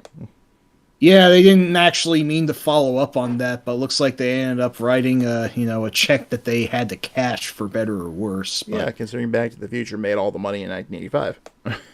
Yeah, I mean, it took them 4 years to get both of the sequels out and right next to each other, but they still did it, so... Yeah, you know what the sequel was originally going to be like? How so? It was originally just going to be 2 movies when they finally decided to do a sequel. Yeah. Marty was going to end up back in the 60s. Huh. And was going to inadvertently interrupt his own conception. What the That's... Basically, Here's what was going to happen. He runs into Lorraine and George again. They've already got 2 kids. And they're planning on going away on like a second honeymoon at this point. But Marty ends up getting arrested as part of like a student protest riot that's going on. And Lorraine uses their vacation money to bail him out. Oh. And that's when, yeah, so now they can't go on the trip, so they don't do the horizontal mambo and conceive Marty. I have never heard this concept before. That's fucking crazy. Yeah, and basically what happens in the end is the DeLorean, they end up going through the same kind of problem. It's like the DeLorean can still fly, but for some reason it can't do it. It needs to get back to the future. And in the process, they lose a door. Oops. So at the end of the Not movie... the DeLorean doors. Yeah, one of the DeLorean's doors. Oh, no. At the end of the movie, there's like this... They see it on display in a local museum. And it's like, we believe this is something from an alien spaceship that exploded about, 25 years ago or something. Or whatever the case may be. Yeah, 2 is messy, Severo, but I really, out of both the sequels, that's my favorite out of the 2. I do like it more than 3, and that's not to knock on 3, but the thing about 3 is that Robert Zemeckis very much just wanted to make a Western, but he just kind of had to bootstrap Back to the Future to it as a, just kind of to get past the executives or whatever, So that's why it feels less like a Back to the Future film and more just like a Western. So, and it actually almost feels like a retread of the original movie. Just oddly enough, yeah. In this case, Doc's the one that falls in love, and yeah. But yeah, they're out of gas, so they can't get the DeLorean up to 88 miles per hour. Even though they don't have to worry about getting a bolt of lightning, they can just throw garbage into Mr. Fusion. Yeah. So. Ironically, 2 is a more original sequel than 3, despite the fact that, in its last act, it actually does go back to the first movie. Which had never really been done before. Yeah, that was crazy. What other films even, did something like that afterward? There were a few. Well, look at Avengers Endgame. You know what? You're right. And, they even brought up Back to the Future, discussing time travel logic, so, yeah. But, overall, it's a very solid trilogy. If you run it all together as one movie. Yeah. Which I've done on several occasions. Nice. But it's all good. Now let's talk about the NES game, which is not. Oh, yeah, right. We saved off talking about it. I blew $50 on that turd. $50 that I didn't have. Oh, man. I mean, my parents paid for it. It was a gift. The first chance I got, I traded it for a different game. We'll get to that later. Let's talk about the game itself right now. Okay. I don't want. So they take the basic concept of going back to 1955 and having to, get the DeLorean back to the future. But the way they handle it's like a bad Paperboy ripoff. Yeah. That annoying music in the NES game is like a... Oh, yeah, no. It's a very... version of The Power of Love. Yeah, the Huey Lewis song that, was... I'm trying to think of, the exact relation. I think... Wasn't that the song Marty tried to play before Huey Lewis himself told him he was just too darn loud? He was playing a variation of it, yes. Right, exactly. But that ended up being one of Huey Lewis and New's biggest hits. Yeah? No, it's a great track. It's a great song. But and that was Beam Software not make it sound great. No, Beam Software ran it into the ground. Yes. I'm just glad they didn't do Back in Time. Oh, no, yeah, that would have really sucked. Was... Beam Software, this Australian company who made a lot of really shitty games on the NES before they actually somehow made a good one. I don't know how that worked, but... Broken Clock? Which one? Broken Clock? Yeah, that too. They also went on to make a game based on Back to the Future 2 and 3, which... let's not talk about that. The first one's bad enough. Yeah. I will say, though, for the soundtrack of Back to the Future, that is one of the first times I can remember where one band had two songs on a soundtrack. I don't think I saw that again until The Last Action Hero had two Alice in Chains songs on there. Yeah. Yeah, that's exactly the other example I went to, and now I can't think of who else had that. I can't either. But Maybe the single soundtrack? I don't know. Speaking of grunge. that was all. Well, actually, wait a minute. Pearl Jam. Yeah. Okay. They had Okay, cool. State of Love and Trust and Breathe. Nice. Anyway, the game. Yeah. First of all, the main part of the gameplay is like a really bad Paperboy ripoff. You remember all the random bullies roaming the streets of Hill Valley and the hula hoop girls that were dancing and throwing stuff at people passing by and the bees. Oh, and the glass pane movers who just stumble back and forth for some reason. Yeah, but the killer bees are the ones that get me the most. This isn't fucking My Girl. I know, right? Oops, all bees. I forget when was My Girl again? I don't remember. Later. I just remember Early 90s, yeah. I think. Yeah. When Macaulay Culkin is big, that's right. Yeah. But and then you have to repeat this until you reach the first point on the map where you actually switch to a different type of game. Which is much fucking worse. Yeah. In the first part, you're in Loose Cafe, and you have to throw a crap load of root beer floats at bullies that just keep coming. It's like Biff cloned his gang. Yeah, it's like a more, I guess, for a measure, intense version of Tapper. And it feels like it's supposed to be a bonus stage, except you actually have to win this, and you actually have to hit 99 fucking bullies to proceed. Yeah. Why? Because Why?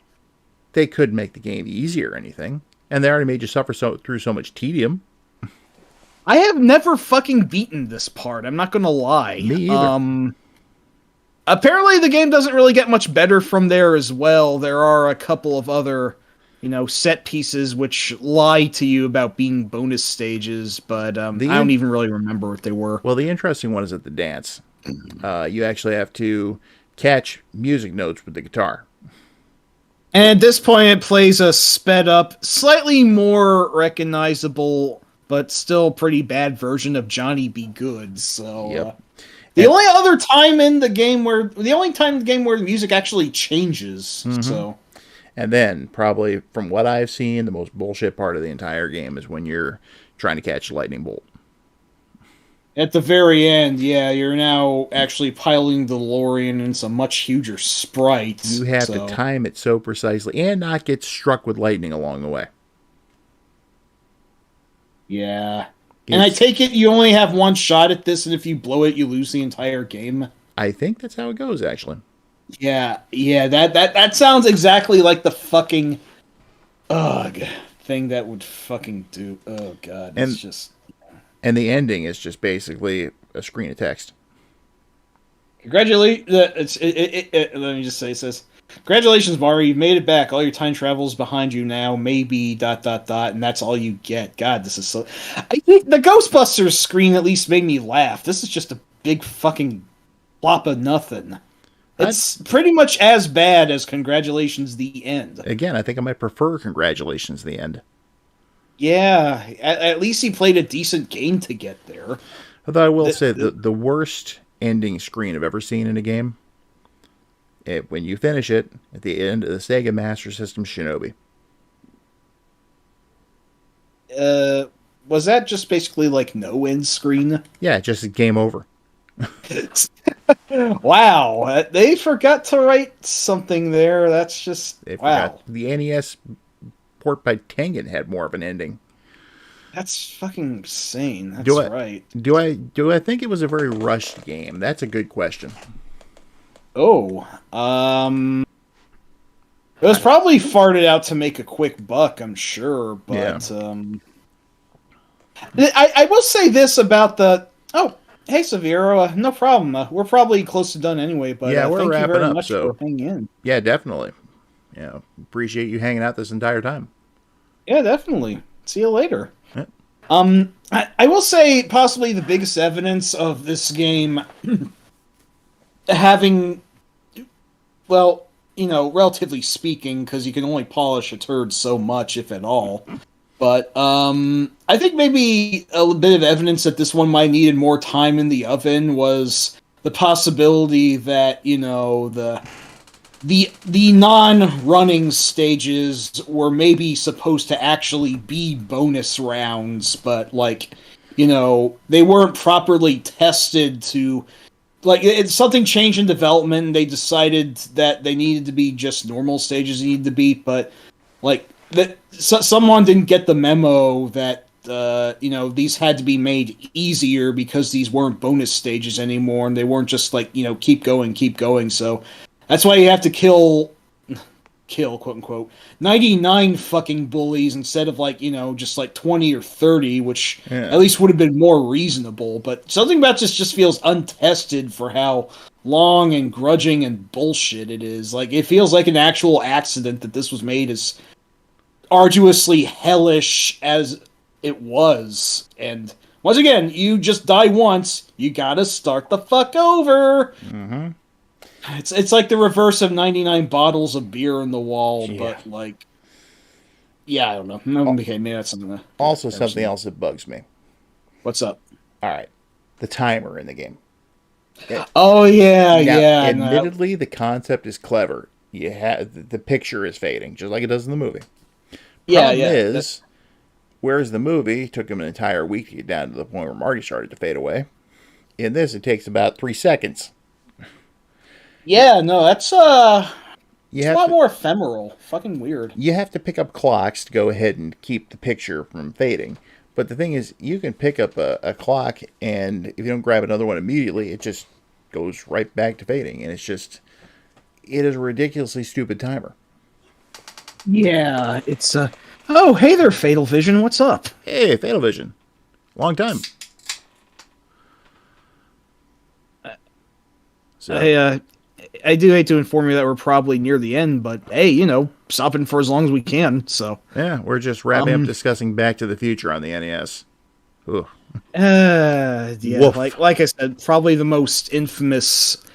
I will say that maybe there was possibly a decent, if not exemplary, game somewhere in this, but it does feel rushed in the long run. I think Sharon might actually be onto something. Just it doesn't feel properly tested and ironed out, and that didn't really seem like Beam Software's trade until the 80s ended. And they realized maybe they should step their game up a little. So yeah, unfortunately, you missed all the good stuff because we're talking about movie games and the movies they were based on. So we're talking about the movies, good, versus the games, bad. Yeah. I mean, we've already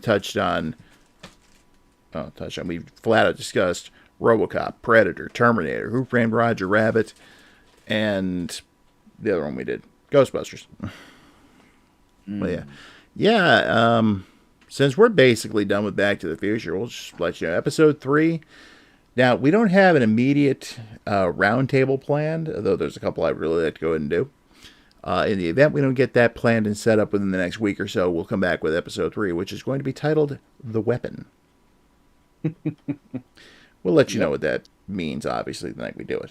But to wrap up my thoughts on what I did with Back to the Future when I got that stinking piece of crap, I went and traded it to a girl I knew at school for a copy of Robo Warrior. Hey, actually, not a bad game. Couldn't figure what the hell to do in the game, but I enjoyed it a lot more. At least the music was good. Yeah. For those who know, they might start to recognize a pattern in the episode titles after a while, but I'm not going to say what that is yet. Yeah, anyone feel free to write in if you do figure it out. Yes. There's a theme. But yeah, so I will say, though, because of my experiences with Back to the Future, I knew better than to go out and even think about buying 2 and 3. I rented that shit. And almost took it right back. Because it's so bad. No, it's actually got nothing to do with movies this next time. I'll say that much.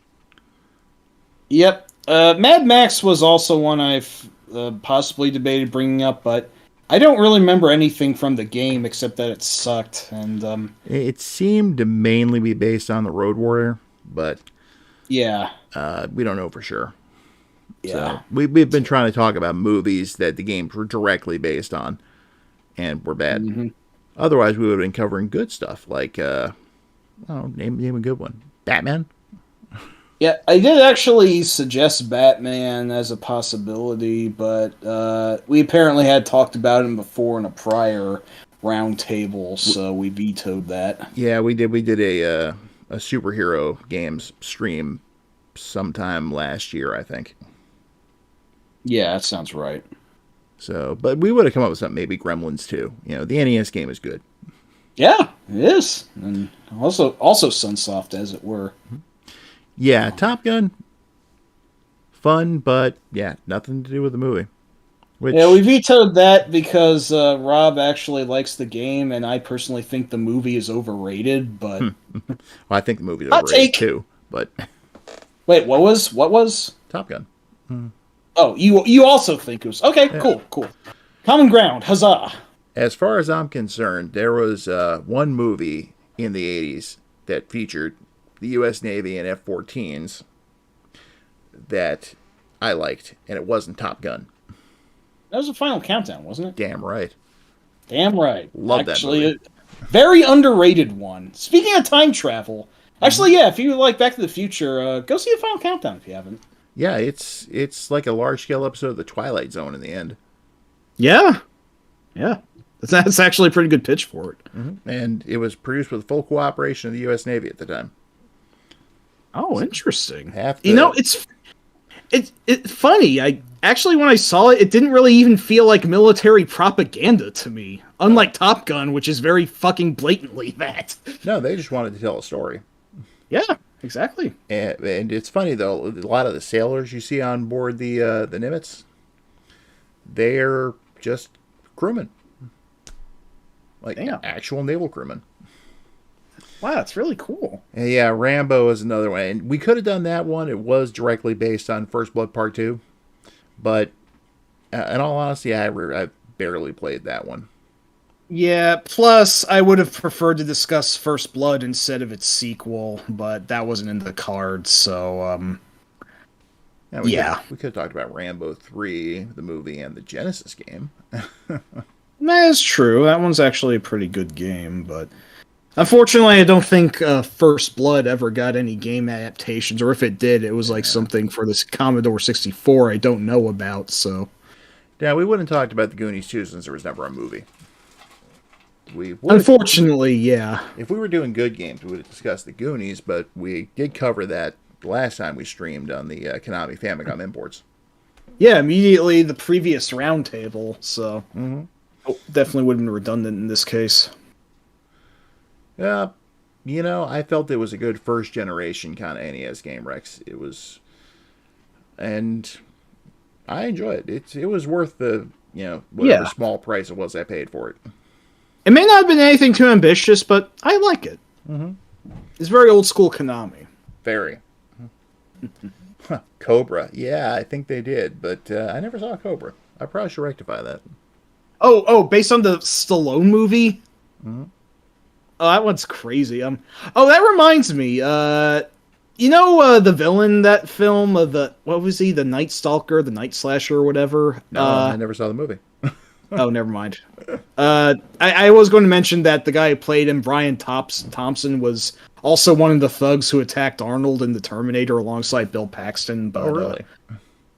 He's a character actor, very distinctive face. But yeah, I digress. Now, wait, was there a game based on Dawn of the Dead? That is a good question. Sounds like the sort of thing it would have been. Dude played Shao Like- Kahn. Yeah. Brian Thompson was Shao Kahn in fucking Mortal Kombat Annihilation. Not the best thing to be known for, but I thought he was at least one of the less bad parts about the game, so about the movie. So there Right, was so that. Ubisoft made a game based on Dawn of the Dead. What? That That Zombie U, is it? That wasn't actually directly based on Dawn of the Dead, though. It was just more inspired by it. Whatever the case, it's news to me. Yeah, if that's not the game we're thinking about, then I don't know which one you're talking about, Fatal. Sorry to say. The only thing I'm getting for a Dawn of the Dead game is that there is a science fiction board war game based on it, but board games are not in so much my area of expertise. War games less so. So. Well, I do know that, Fatal, but I don't think the game Zombie U is based on Zombie or Dawn of the Dead, as it were. But it would be an interesting idea to do a stream about different horror games through the years. Yes, I do love discussing me some horror. Movie or game. I would definitely like to indulge, and maybe closer to October, but yeah, I'm definitely up for that. No, go right. Well, actually, I don't think you can. You're not a mod. You could try and type it out if you wanted to. Indeed. But yeah, we've already done the big three. But so we're talking about some of the stuff that we covered in the Horror Green 101 books. Oh, nice. I'd love to talk some Nightmare Creatures. Yes, definitely. Nightmare Creatures, Haunted House, maybe some Ghost Manor. Funny you mention that, though. When we were still discussing ideas for what the stream was going to be about exactly, we were debating about discussing Sweet Home. That's right. Due to its recent remaster and the fact that it's also a surprisingly good game, but we just decided to go with entirely bad games with great movies. Yeah. That they're based on. So I thought that was more consistent. I just saw Sweet Home for the first time recently, and I was actually kind of impressed. Yeah, it's actually pretty damn good. And kind of sad. Also that, yes. But those practical effects in that movie, oh, those were nice. Fucking crazy, yeah. Made me think of stuff on, like, the Thing levels. Absolutely. I mean, the game did, of course, do quite a few things different. I mean, there's almost one thing I want to mention about, like, the end result of the game, but that would be a huge spoiler for the movie, so I'm not going to go there. Oh, Jay, you definitely need to watch Sweet Home. Absolutely. But yeah, just to bring it up, the Thing. It's weird and pissed off, whatever it is. I know the Thing didn't have any NES games, but it had a pretty infamous one for the PC in like late 90s, early 2000s. So. There was also a PS2 game. It was like kind of a sequel, if I remember correctly. What the fuck, really? But you didn't know about this? If I did, I forgot about it. Yeah, I remember Bromley getting it. Son of a bitch, really? Surprise! Actually, wait. It seems that the PlayStation 2 game you're talking about was actually a port of the PC game. Oh, well, 6 of one, half dozen of the other. Yeah, I thought you meant it was a sequel to the PC game, not the movie. Sorry. No, sequel to the movie. I got confused. Okay, so I did know of that, yes. I forget how canonically it's regarded, but it's apparently a pretty janky game, all things considered, but not a terrible one from what I understand. Yeah. Well, anyway, we're going to wrap things up since it's after midnight on our end here. So yeah, it's pretty late, and my attention's starting to go to shit, so that's probably a good idea. Yeah, so this was pretty much our stream talking about good movies and bad adaptations of said good movies. Yeah, I had pitched to Rob more than once, I think, the concept of actually just talking about movies straight up. He said it wasn't really on brand for mostly video game channel, but we found a loophole tonight, and I'm glad we did get to discuss some of our favorites. So I do feel like it's been too long since I've seen Roger Rabbit, though. I think I should touch up on that one soon. I think you should, too. Yeah. If we finally reach that whole spring forward bit. Oh no, that's tonight. God fucking damn it. Yeah. Stupid bullshit. Mm-hmm. God, I hate it. I fucking hate it. That was one thing I liked about living in Arizona. They didn't have that crap. Yeah, you mentioned that. But Sharon does bring up an idea. Good games for bad movies. That would actually, if yeah, we could do the reverse. That might be a little bit of a tougher subject, but we could probably think of a few Yeah. that would fit the bill. But that'll be a future stream, though. We got several Dyer's Place streams in mind already, which we're going to tackle Yeah. first. But Oh yes, yes, definitely. episode 3, The Weapon. Look for it soon. Yes. So with that, thank you all for coming. And definitely appreciate you all being here. And everybody, have a fun. Enjoy. Yep.